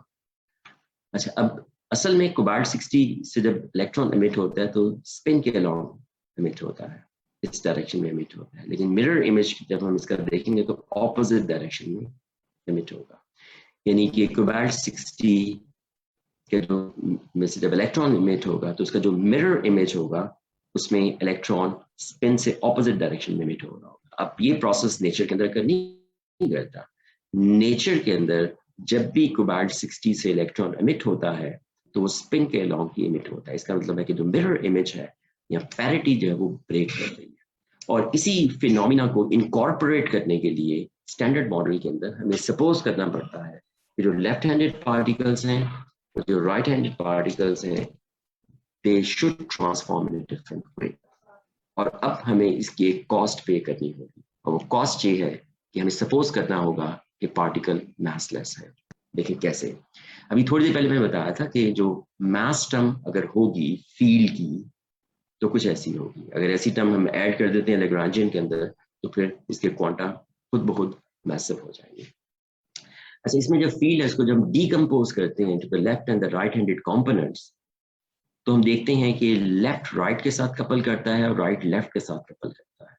And that is the issue. क्योंकि जब हम पैरिटी वायलेशन को इनकॉर्पोरेट करने के लिए अस्यूम करते हैं कि लेफ्ट हैंडेड फील्ड और राइट हैंडेड फील्ड या पार्टिकल्स डिफरेंट तरीके से ट्रांसफॉर्म करेंगे तो ये एक दूसरे की ट्रांसफॉर्मेशन को कैंसिल नहीं कर पाएंगे. यानी जो सिमेट्री है जिसको हम इम्पोज कर रहे हैं लॉ ऑफ इंटरैक्शन को डेवलप करने के लिए, वो सिमेट्री मास टर्म ब्रेक करेगा.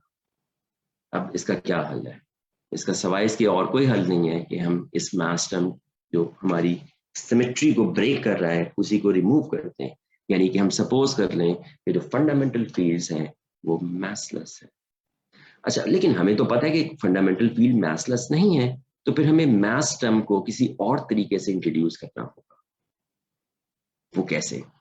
उसके लिए हम ये कर सकते हैं कि जैसे मैंने ऊपर बताया कि जब मास टर्म को हम डीकम्पोज करते हैं तो लेफ्ट राइट के साथ कपल करता है. क्योंकि लेफ्ट और राइट फील्ड्स के बारे में हम सपोज कर रहे हैं कि वो डिफरेंट तरीके से ट्रांसफॉर्म हो रहे हैं तो इसलिए इनकी ट्रांसफॉर्मेशन कैंसिल नहीं होगी. तो हम ऐसा करते हैं कि हम ये जो टर्म है मास टर्म को ऐड करने की बजाय हम इस इंटरेक्शन टर्म को ऐड कर देते हैं. ऐसी टर्म जिसमें 3 फील्ड्स कपल हो रहे हैं उसको हम इंटरेक्शन टर्म कहते हैं. This is the mass term जिसमें 2 फील्ड कपल होते हैं, या अगर 4 या इससे ज्यादा फील्ड कपल हो तो उसको भी हम इंटरेक्शन टर्म कहते हैं. अब हमने यहाँ पर एक और फील्ड इंट्रोड्यूस कर दी है. अब इस फील्ड के को हम इस तरह से इसकी जो ट्रांसफॉर्मेशन है अंडर द सिमेट्री जो हमें इम्पोज करनी है, हम ऐसे अस्यूम करेंगे कि लेफ्ट और राइट की जो ट्रांसफॉर्मेशन है वो एक दूसरे को कैंसिल नहीं कर रही. कुछ बच रहा है, जो बची हुई चीज है उसको फाई कैंसिल कर देगा सो डैट कि ये जो टर्म है ये इनवेरिएंट हो, यानी इसके अंदर सिमेट्री हो. सो इस टर्म के अंदर सिमेट्री नहीं हो सकती. लेकिन अगर हम एक और फील्ड इंट्रोड्यूस करते हैं और उसकी ट्रांसफॉर्मेशन भी एक खास तरीके से अस्यूम करें तो फिर वो सिमेट्री जो है वो प्रिजर्व की जा सकती है. अब ज़ाहिर ये तो मास टर्म नहीं है, ये तो इंटरेक्शन टर्म है, लेकिन हम इससे मास टर्म जनरेट कर सकते हैं. वो कुछ इस तरह से कि अब हमें कुछ एक और बस चीज सपोज करनी होगी. वो ये कि ये जो फील्ड है और इस फील्ड को हम कहते हैं हिग्स फील्ड, इसकी जो वैक्यूम एक्सपेक्टेशन वैल्यू है वो 0 के इक्वल है. ठीक है, इसकी वैक्यूम एक्सपेक्टेशन वैल्यू 0 के इक्वल नहीं है. अगर किसी फील्ड की वैक्यूम एक्सपेक्टेशन वैल्यू 0 के इक्वल ना हो तो उसके साथ हम उसके क्वांटा जो होते हैं वो फिजिकल पार्टिकल नहीं हो सकते. फिजिकल पार्टिकल उस फील्ड के क्वांटा हो सकते हैं जिसकी वैक्यूम एक्सपेक्टेशन वैल्यू 0 हो. तो अब ये अनफिजिकल फील्ड बन गया. इस अनफिजिकल तो नहीं बल्कि इस सेंस में सिर्फ कि इसके क्वांटा फिजिकल नहीं है. तो हमें तो एक ऐसा फील्ड चाहिए जिसकी वैक्यूम एक्सपेक्टेशन वैल्यू 0 हो. तो हम इस फील्ड को री एक्सप्रेस करेंगे in term of another field और हम सपोज करेंगे कि ये जो फील्ड है इसकी वैक्यूम एक्सपेक्टेशन वैल्यू 0 है.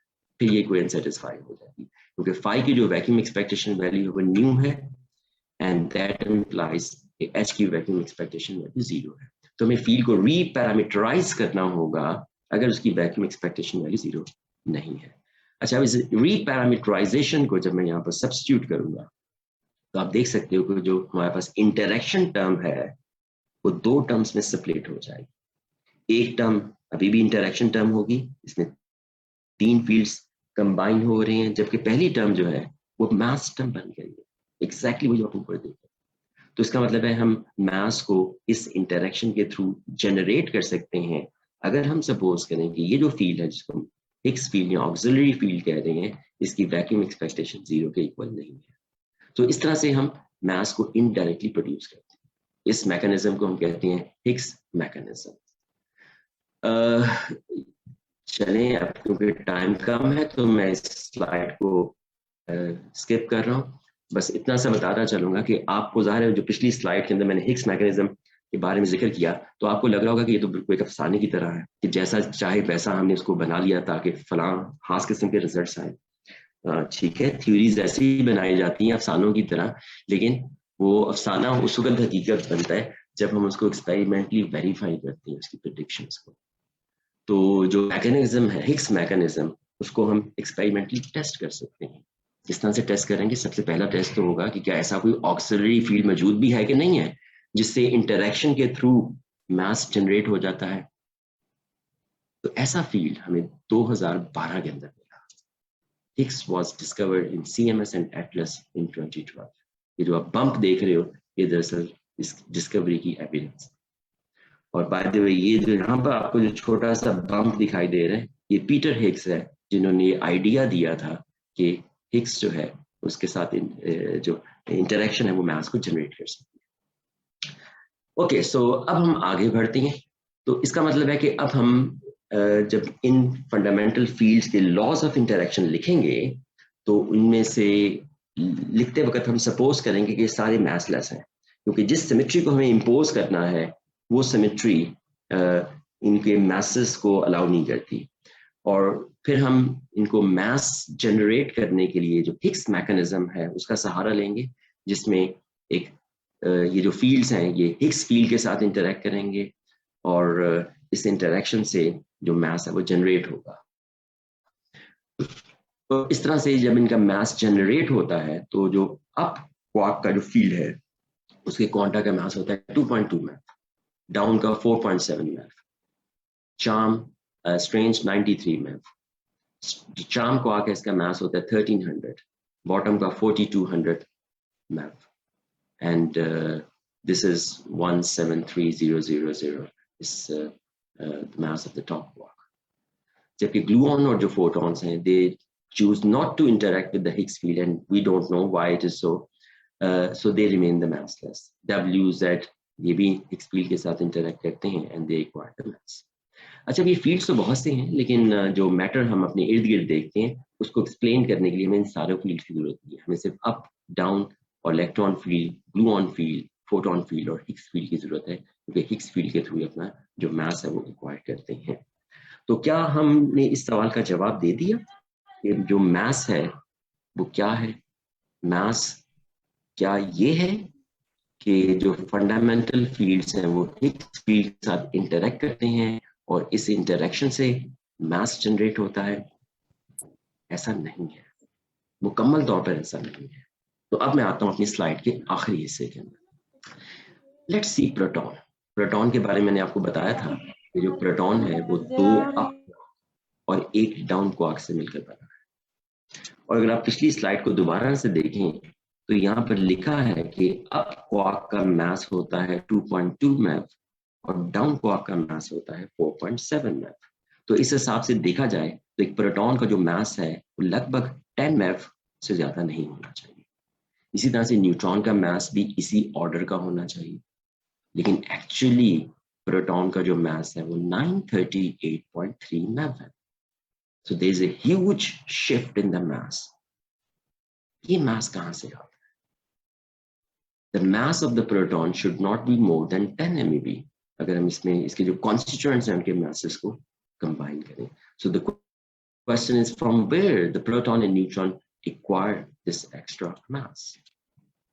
और इसका जवाब है dynamical breaking of chiral symmetry in QCD.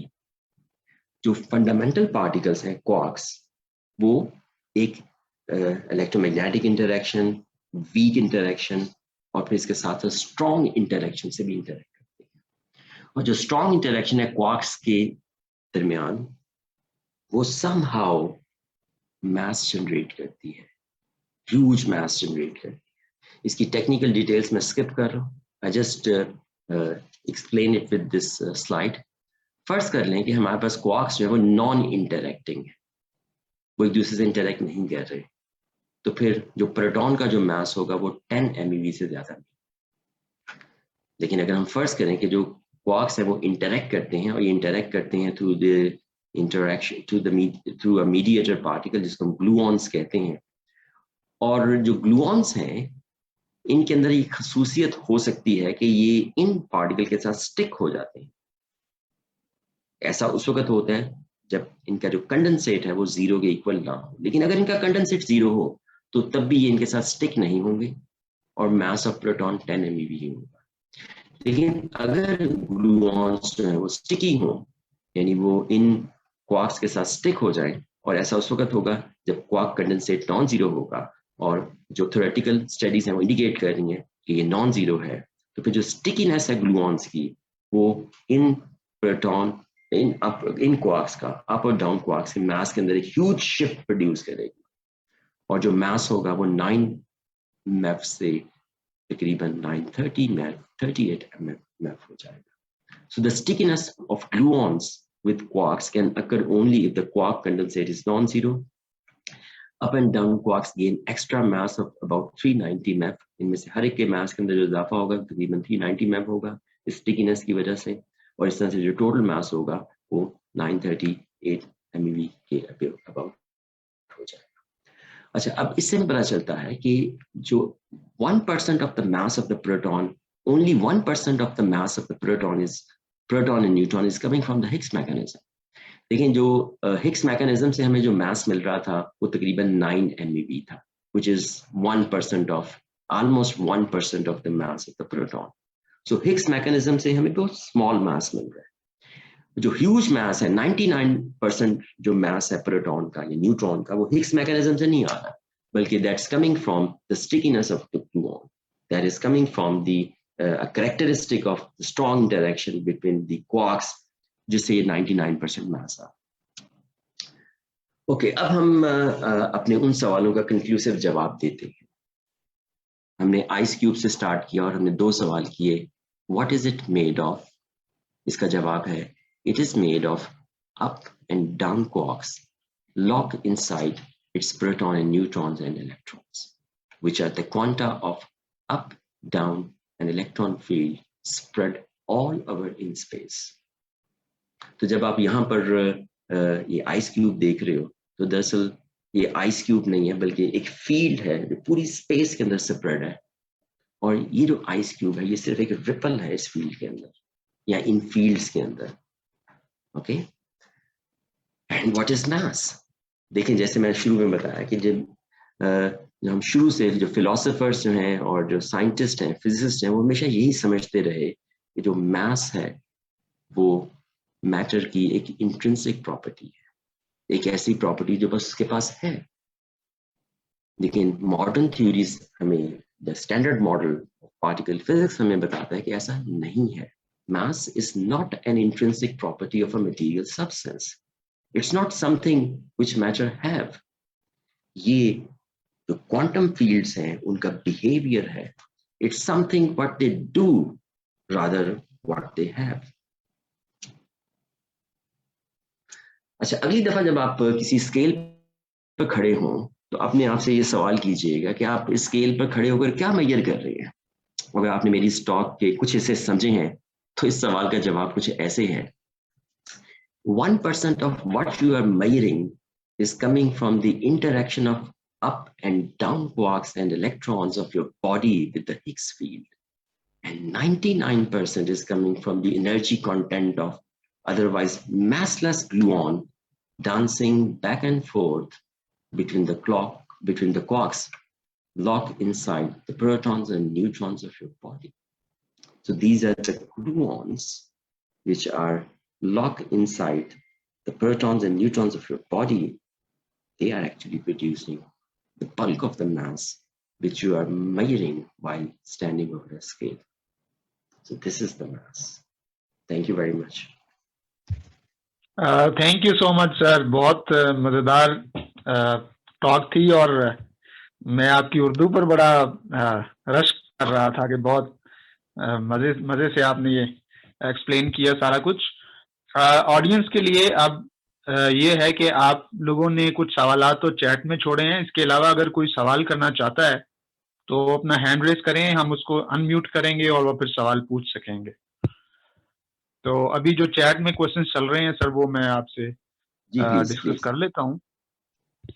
All right, सो अच्छा, ये एक कंफ्यूजन काफी स्टूडेंट्स की तरफ से आई कि पार्टिकल्स और क्वांटम फील्ड्स, इन दोनों में से फंडामेंटल हम किसको कहेंगे, और फील्ड की जो ग्राउंड स्टेट है वो एक्साइटेड कैसे होती है? जी, ये तो एक्चुअली मैंने टॉक के अंदर एक्सप्लेन कर ही दिया कि जो फील्ड्स हैं they are more fundamental than the particles, इसलिए कि जो पार्टिकल्स हैं ये फील्ड्स के अंदर जब एक्साइटेशंस प्रोड्यूस होती हैं तो वो एक्साइटेशंस ही दरअसल पार्टिकल्स होते हैं। ठीक है, सो पार्टिकल्स हो या ना हो, एक्साइटेशंस हो या ना हो, फील्ड्स अपनी जगह पर मौजूद होंगे, इसको हम खत्म नहीं कर सकते। जितने भी फंडामेंटल पार्टिकल्स हैं, इलेक्ट्रॉन, क्वार्क्स, गेज बोसॉन्स या दूसरे लेप्टॉन्स, इन सब के साथ हर एक के साथ एक फील्ड एसोसिएटेड है, और ये जो फील्ड्स हैं पूरी स्पेस के अंदर सेपरेट है, और जब हम पार्टिकल्स ऑब्जर्व करते हैं स्पेस के अंदर तो इन्हीं फील्ड्स के अंदर एक्साइटेशंस प्रोड्यूस होती हैं। और दूसरी बात ये कि जब फील्ड ग्राउंड स्टेट के अंदर होगा तो ग्राउंड स्टेट की डेफिनेशन होती है वो स्टेट सिस्टम की जिसमें उसकी एनर्जी मिनिमम पॉसिबल होती है। क्लासिकली ऐसे ही होता है कि ग्राउंड स्टेट में एनर्जी जीरो होती है। अगर आपके पास कोई फील्ड है तो उसकी एनर्जी की मिनिमम वैल्यू जीरो होगी, और ऐसा उस वक्त होगा, फर्स्ट करें अगर आपके पास इस रूम के अंदर इलेक्ट्रोमैग्नेटिक फील्ड है और अगर इलेक्ट्रोमैग्नेटिक फील्ड जीरो है हर जगह पर तो उसकी एनर्जी जीरो होगी।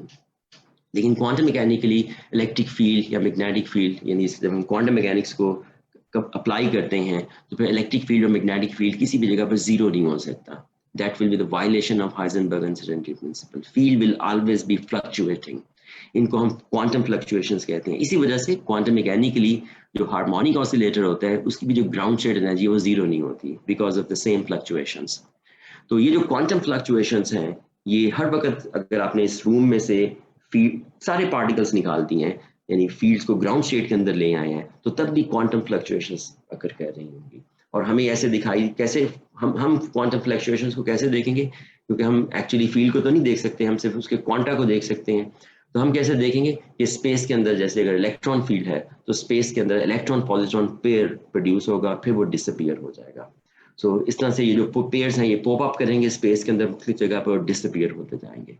तो ये क्वांटम फ्लक्चुएशंस हैं, इनको हम इनके साथ हम एक्सपेरिमेंट्स कर सकते हैं, इनके इफेक्ट्स को हम डायरेक्टली मेजर कर सकते हैं। मैं इसकी डिटेल में तो नहीं जाऊंगा, अगर आप इसको मजीद स्टडी करना चाहें तो आप कैज़ेमिर इफेक्ट जो है उसको पढ़िएगा। जो कैज़ेमिर इफेक्ट है that is the direct evidence of quantum fluctuations. जी बिल्कुल, इसी से रिलेटेड ये क्वेश्चन था और मेरा ख्याल है कि आपने इसका जवाब दे दिया।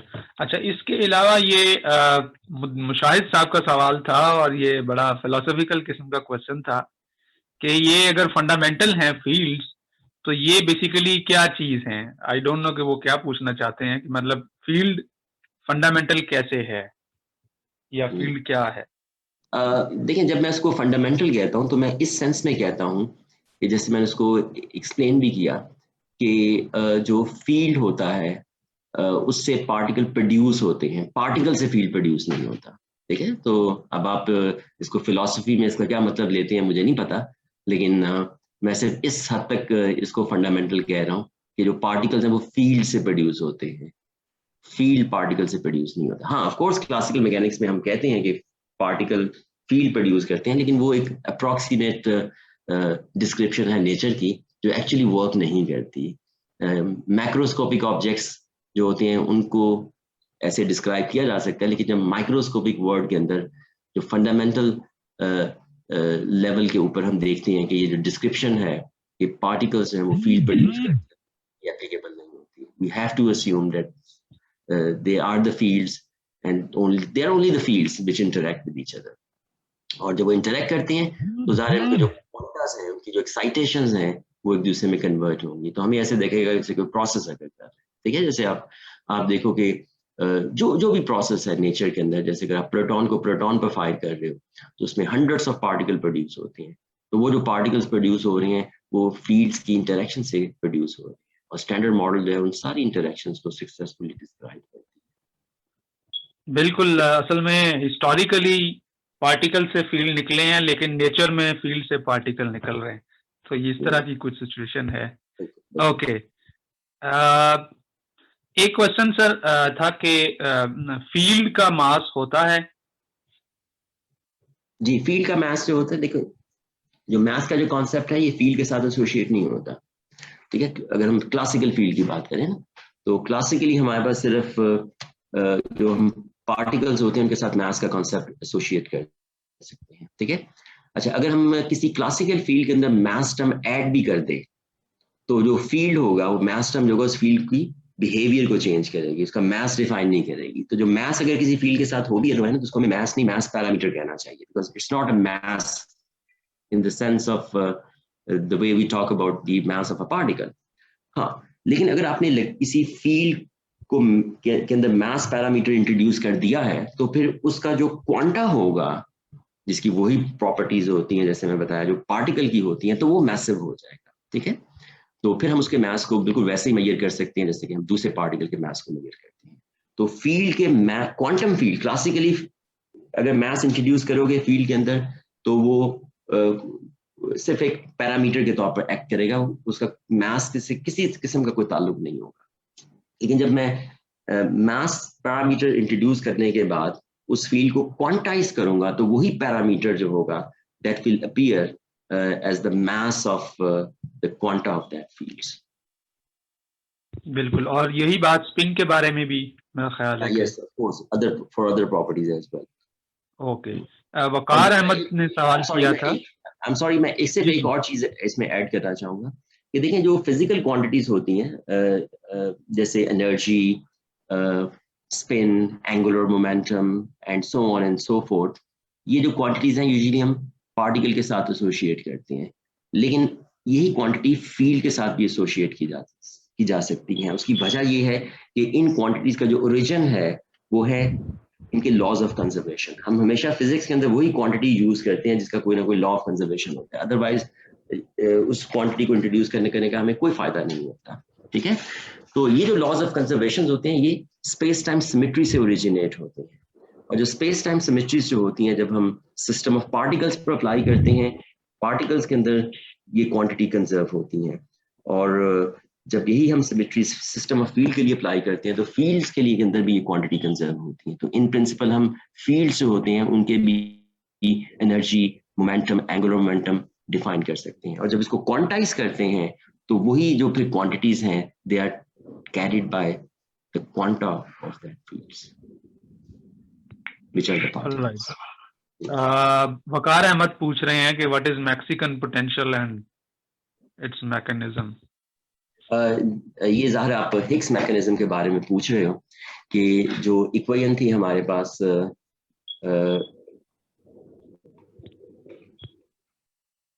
यस दिस वन, या इसमें जिसके बारे में सिर्फ इतना ही आपको एक्सप्लेन किया था कि इसमें कोई मैथ्स नहीं है। तो मैंने कहा था कि जो पार्टिकल फिजिसिस्ट हैं जब वो इक्वेशन लॉज ऑफ इंटरेक्शंस लिखते हैं फंडामेंटल फील्ड्स की तो उनको मैथलेस सपोज करते हैं, तो मैथ्स है वो इंटरेक्शन से जनरेट होता है, और इंटरेक्शन से जनरेट करने के लिए मैथ्स को हम एक ऑक्सिलरी फील्ड या हिग्स फील्ड सपोज करते हैं, और उस हिग्स फील्ड के लिए ज़रूरी है कि उसकी जो वैक्यूम एक्सपेक्टेशन वैल्यू वो नॉन जीरो होनी चाहिए, और उसकी वैक्यूम एक्सपेक्टेशन वैल्यू को नॉन जीरो करने के लिए हमें हिग्स फील्ड का जो पोटेंशियल है उसको एक खास शेप में इंट्रोड्यूस करना पड़ता है। वो जो शेप होती है वो एक मैक्सिकन हैट की तरह होती है, so that's coming from this part, okay। so ये जो पोटेंशियल है इसको हमें एक खास शेप में इंट्रोड्यूस करना पड़ता है इस लैग्रांजियन के अंदर, ताकि जो हिग्स फील्ड है उसकी जो वैक्यूम एक्सपेक्टेशन वैल्यू है वो नॉन जीरो हो, तभी फिर इंटरेक्शन जब वो मास जनरेट कर सकेगी, अदरवाइज इंटरेक्शन मास जनरेट नहीं करेगी। जी, ये मोहम्मद खान आप क्वेश्चन पूछना चाह रहे हैं तो आप अपने आप को अनम्यूट कर लें और पूछ लें। मोहम्मद खान।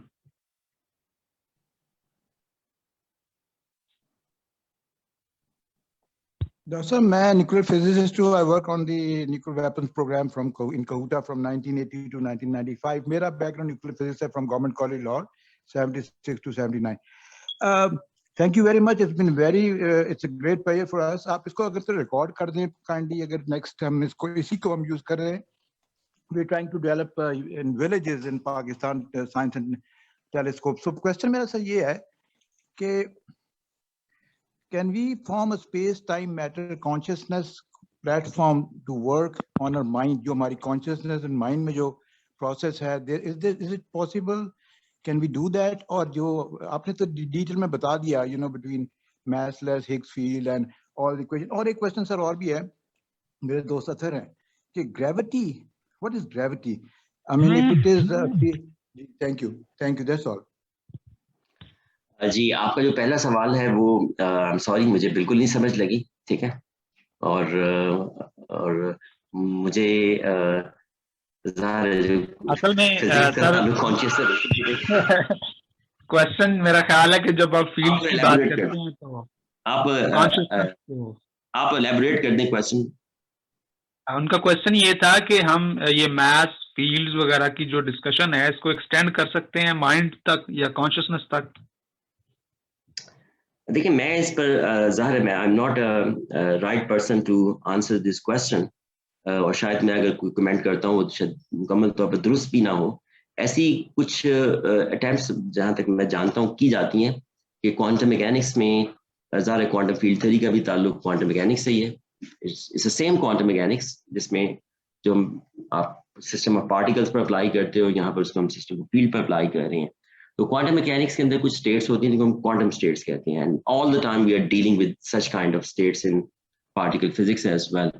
और ये जो स्टेट्स होती हैं ये कोलैप्स करती हैं। जब हम ऑब्जर्वेशन करते हैं तो ये इन स्टेट्स का कोलैप्स होता है, जिसको हम कोलैप्स ऑफ स्टेट फंक्शन भी कहते हैं।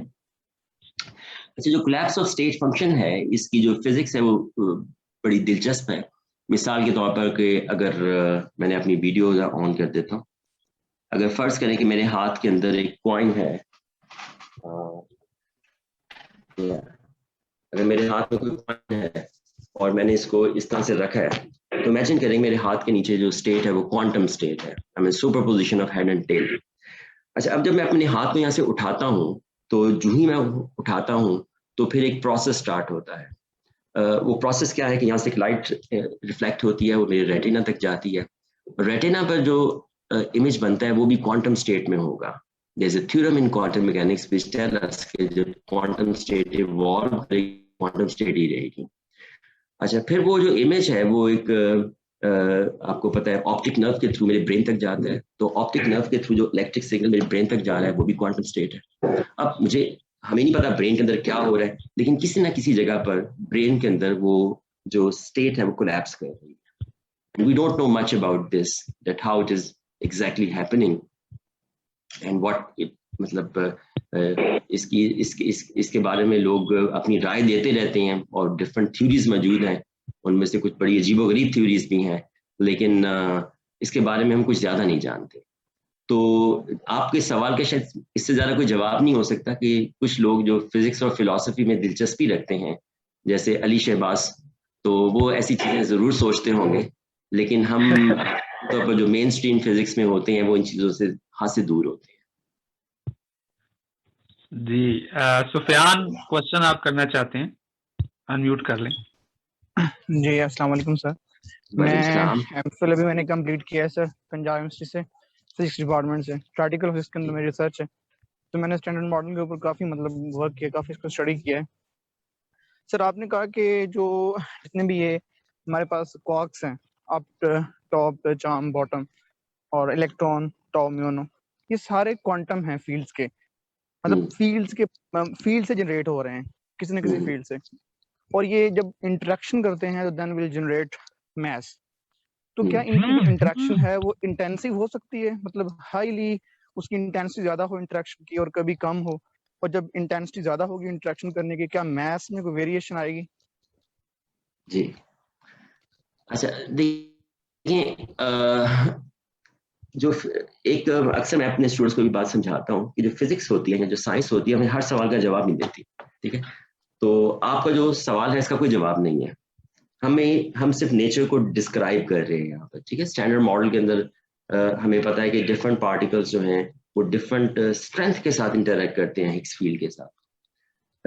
How we know that? क्योंकि जब वो डिफरेंट स्ट्रेंथ के साथ इंटरेक्ट करते हैं डिफरेंट मास जनरेट होता है, क्योंकि जो मास जनरेट होता है ये प्रोपोर्शनल होता है the strength of the interaction with which the particle is interacting with the Higgs field, and if it is not interacting at all there will be no mass generated. तो standard model सारे जो parameters होते हैं ये free parameters होते हैं। Standard model doesn't tell us that why the mass of up quark is this, why the mass of the down quark is this, okay. तो standard model में जैसे फ्री पैरामीटर्स हैं, हम इनको एक्सपेरिमेंट से fit करते हैं और प्रेडिक्शन उसका स्टार्ट होती है जब हम इन पैरामीटर को फिट करने के बाद मजीद कोई चीज कैलकुलेट करते हैं और एक्सपेरिमेंट से एग्री करती है। तो इन शॉर्ट मैं यही कहूंगा कि we don't know and we have no control, absolutely no control that with which strength a particle will interact with, a field will interact with some other field. We have no control. Standard model के अंदर हमारे पास सिर्फ parameters हैं, free parameters हैं, जिसके through हम इन interaction की जो स्ट्रेंथ है उसको एक्सपेरिमेंटल डेटा के थ्रू फिट करते हैं। जी, वकार आपका सवाल है? वकार अहमद।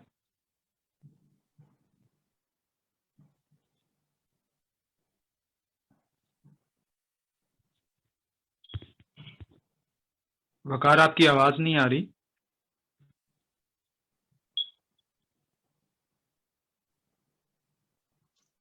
चलें, तब तक रहमान अशरफ आप कर लें सवाल।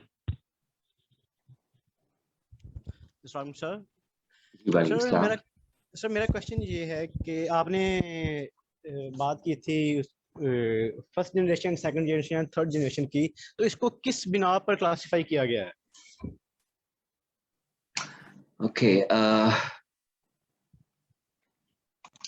देखिए जो जनरेशन के अंदर जो पार्टिकल्स हैं इनके जो कैरेक्टरिस्टिक्स हैं they are same except the मास।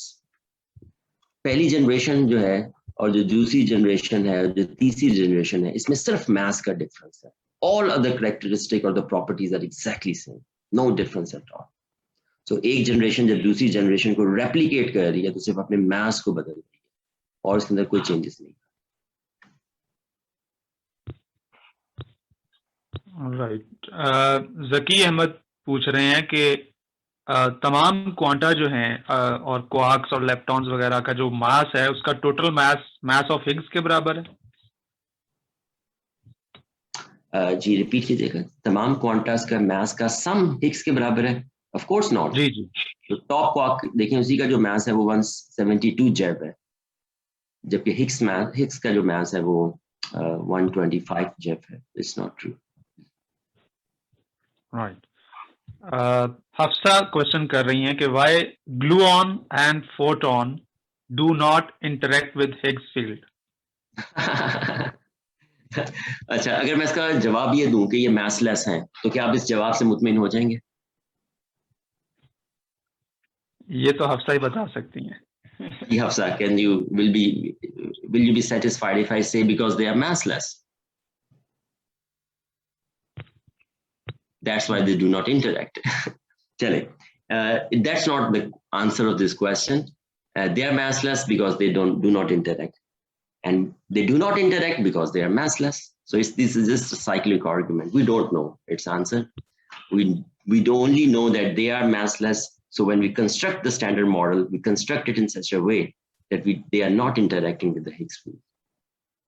जी बिल्कुल, बुनियादी बात यही है कि हिग्स फील्ड से जो इंटरेक्ट नहीं करेगा वो मासलेस हो जाएगा। ओके, मोहम्मद हसन पूछ रहे हैं कि is this increase in mass due to increase in composite quark gluon energy like instability in और sorts in increase in potential energy. मुझे इनका सवाल समझ नहीं आया, अगर आप हसन सवाल करना चाहें ऑडियो में तो आप अनम्यूट कर सकते हैं। मिशाल का सवाल है कि which kind of fields anti matter have?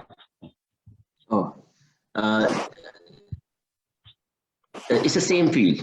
जो अगर आपके पास जो फील्ड है, अगर जो अपक्वार्क फील्ड है, तो वो अपक्वार्क और उसके जो एंटी अपक्वार्क है उन दोनों को डिस्क्राइब करता है। यानी जो इलेक्ट्रॉन फील्ड है उसके जो क्वांटा है उसमें इलेक्ट्रॉन और पॉजिट्रॉन दोनों शामिल होते हैं।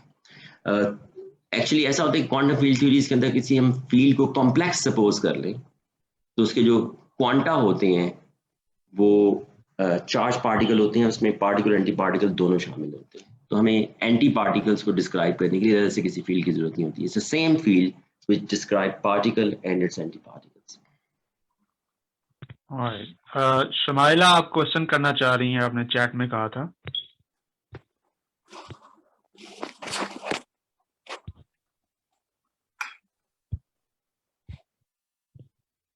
शमाइला अगर आप सुन रही हैं तो अनम्यूट कर लें अपने आप को।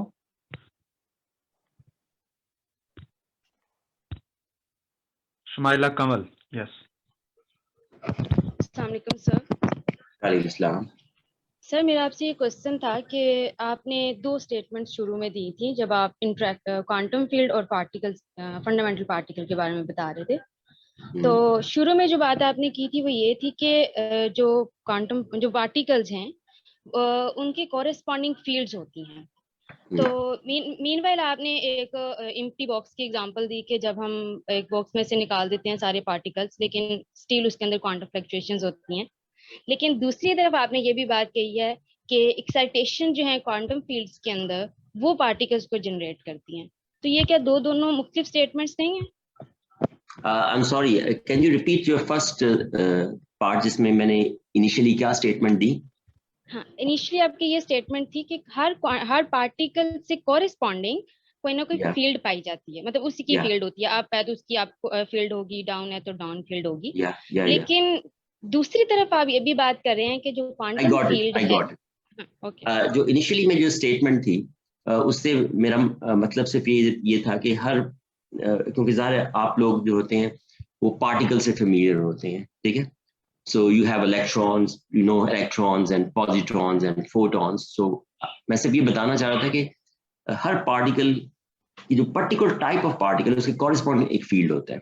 यानी नेचर के अंदर जितने भी इलेक्ट्रॉन्स हैं या जितने भी पॉजिट्रॉन्स हैं they are describe by a single field. Okay, ऐसा नहीं है कि डिफरेंट इलेक्ट्रॉन्स के लिए डिफरेंट फील्ड है हमारे पास।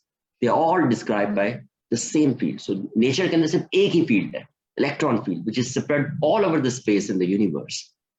और उसी फील्ड के अंदर डिफरेंट जगह पर एक्साइटेशंस प्रोड्यूस हो रही हैं और जिनको हम इलेक्ट्रॉन और पॉजिट्रॉन्स की शक्ल में इसको देख रहे हैं।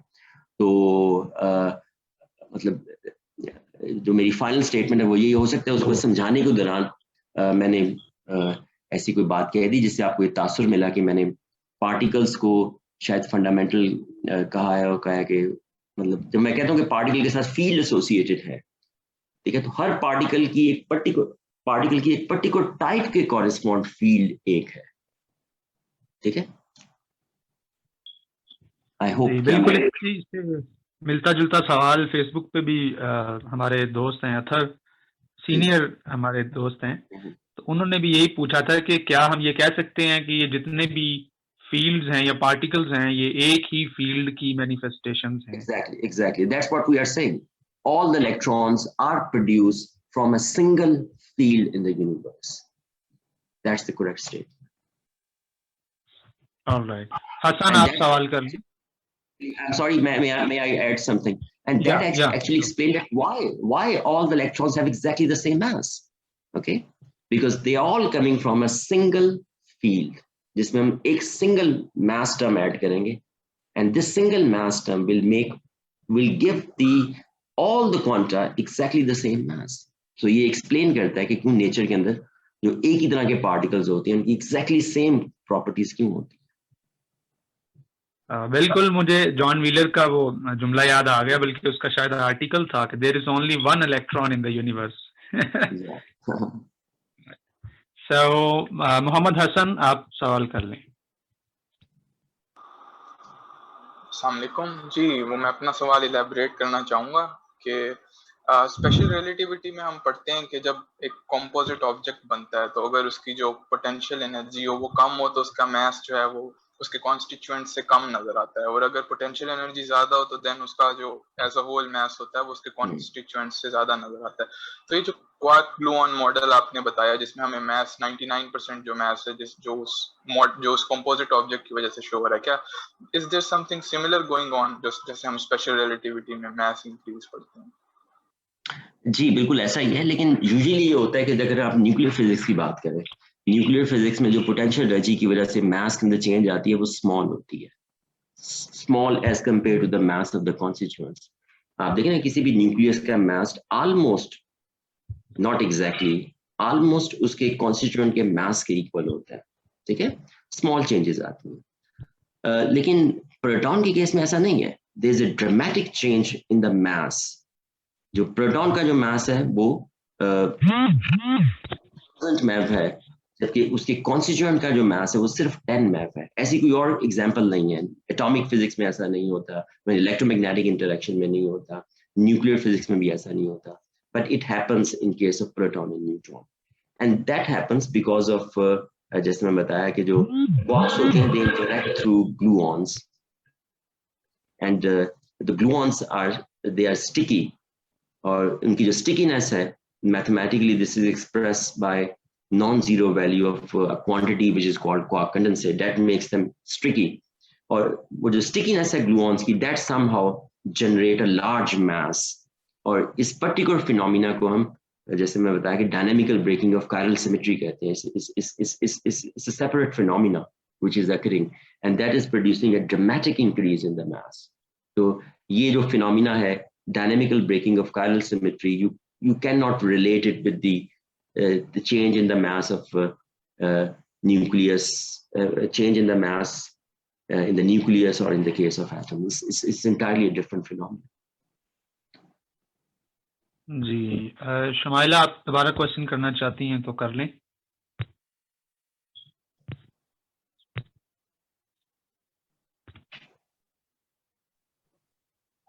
सर मेरा क्वेश्चन उससे ये था कि अभी आपने बताया कि फोटोन और ग्लूऑन जो हैं वो हिग्स फील्ड के साथ इंटरेक्ट नहीं कर सकते, तो आपने उसका आंसर ये बताया कि अगर मैं ये कहूँ कि मैसलेस हैं, तो अभी तो हम ये भी बात कर रहे हैं कि ये जो डिफरेंट फील्ड्स हैं जब ये हिग्स बोसॉन के साथ इंटरेक्ट करती हैं फिर हम उसका मैस जनरेट होता है, जैसे अप का डाउन का।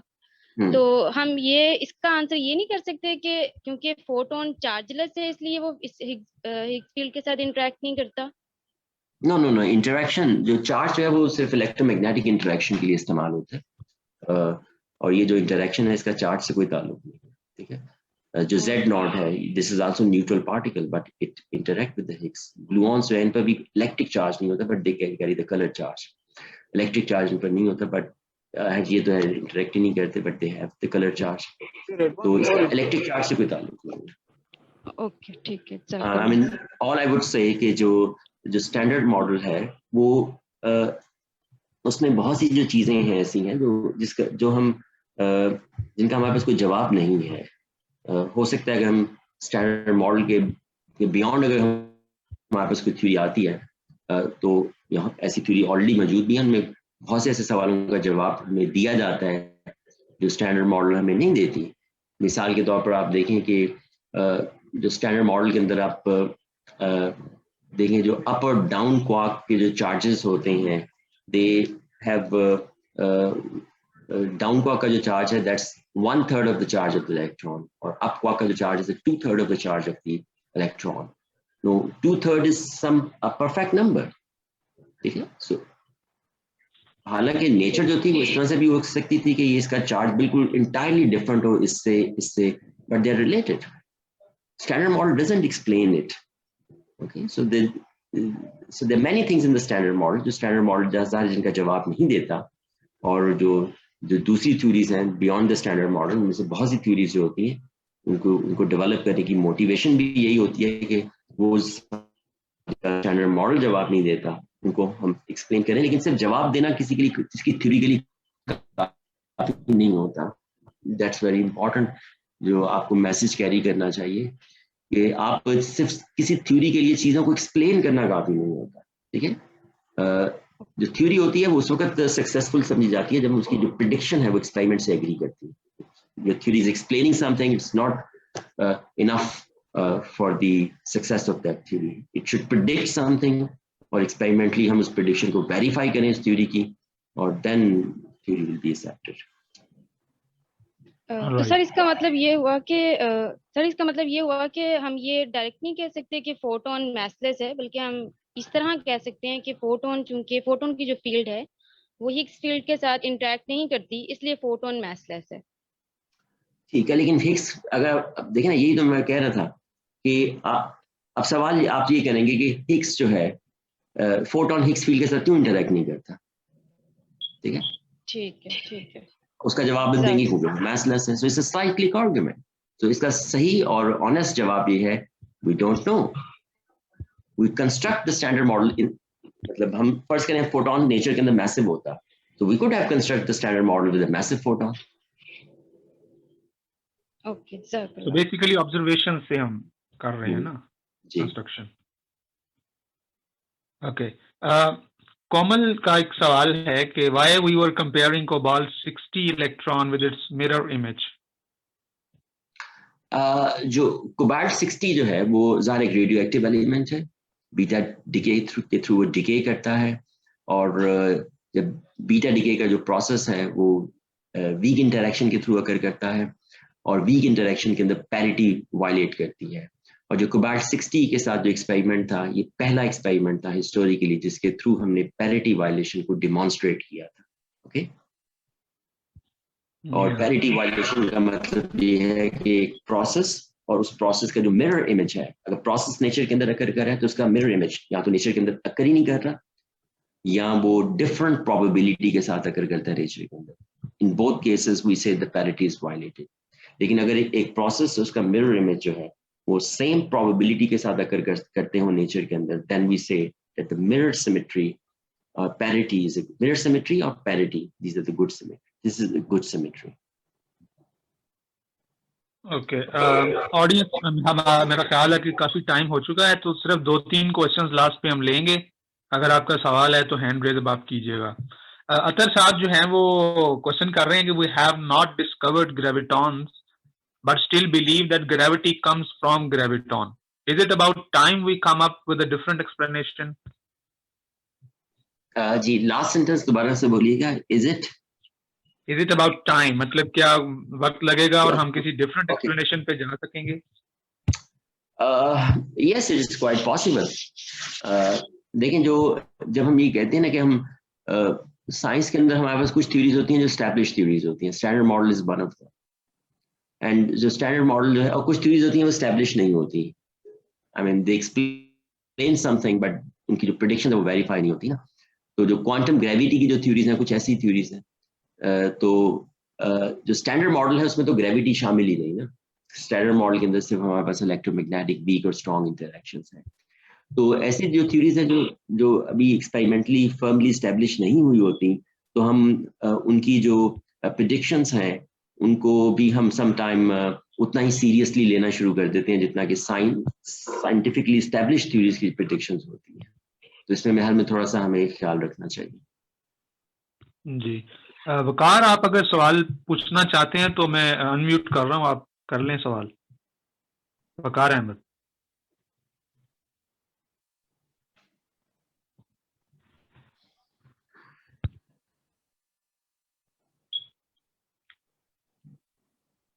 जी वकार, आवाज नहीं आ रही आपकी।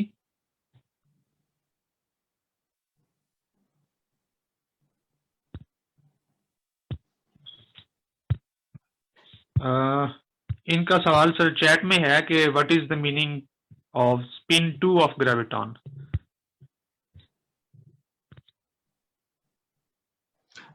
देखिए, जो ग्रेविटेशनल फील्ड को भी अगर हम क्वांटाइज करते हैं तो उसका भी एक क्वांटा होगा, उसको ग्रेविटॉन कहते हैं।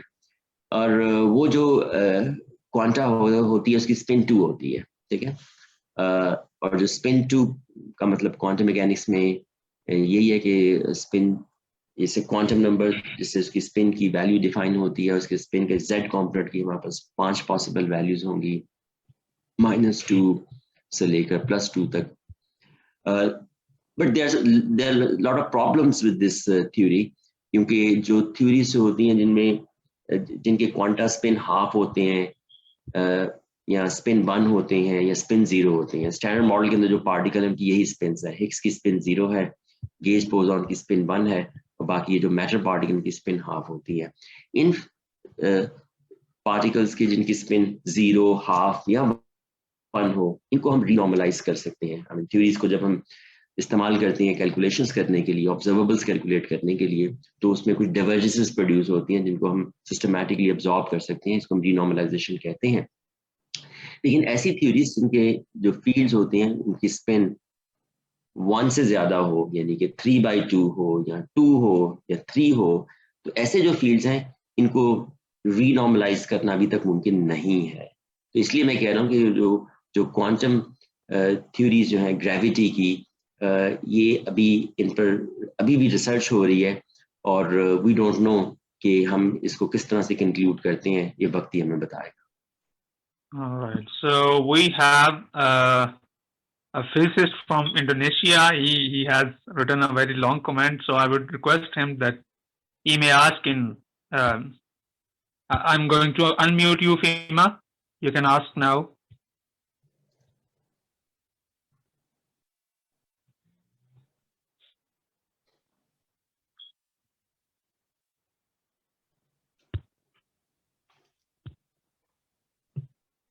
Okay, he's saying that.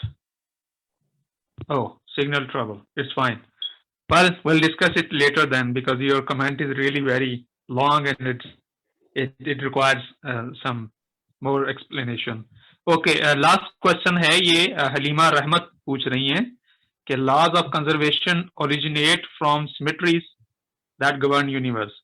Can we say these are symmetries of reality? By reality, I mean something that stays same forever at all scales of energy.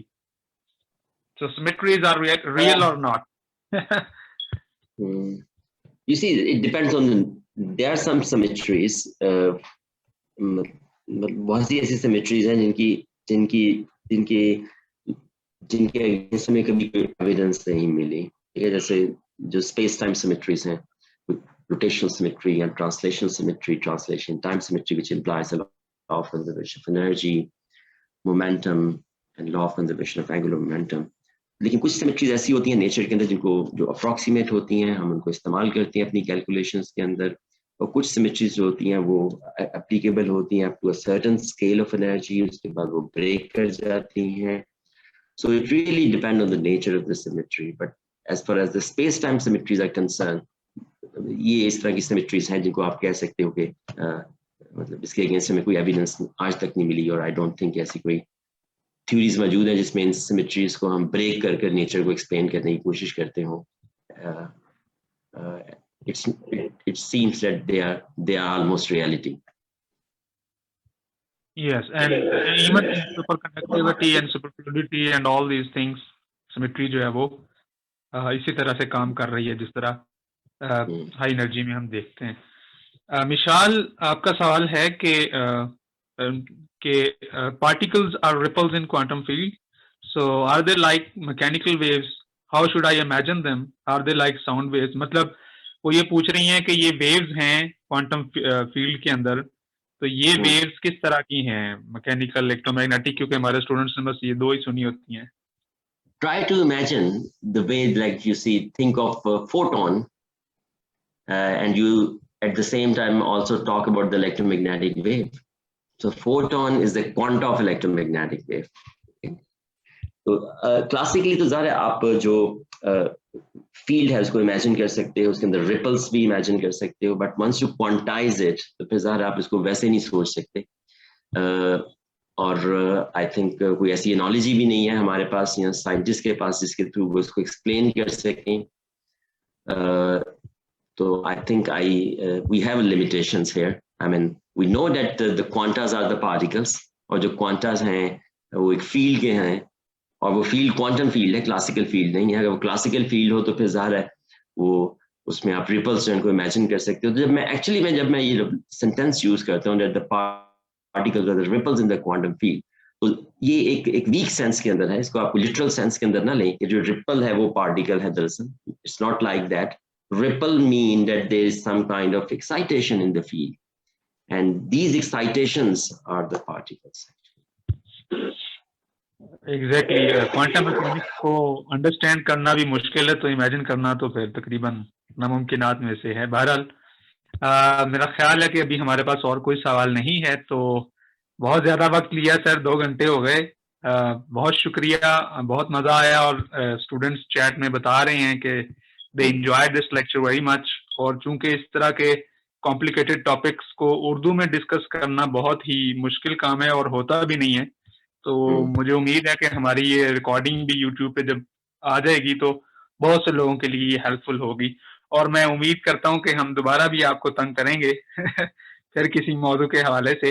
Thank you very much. Thank you very much. Thank you.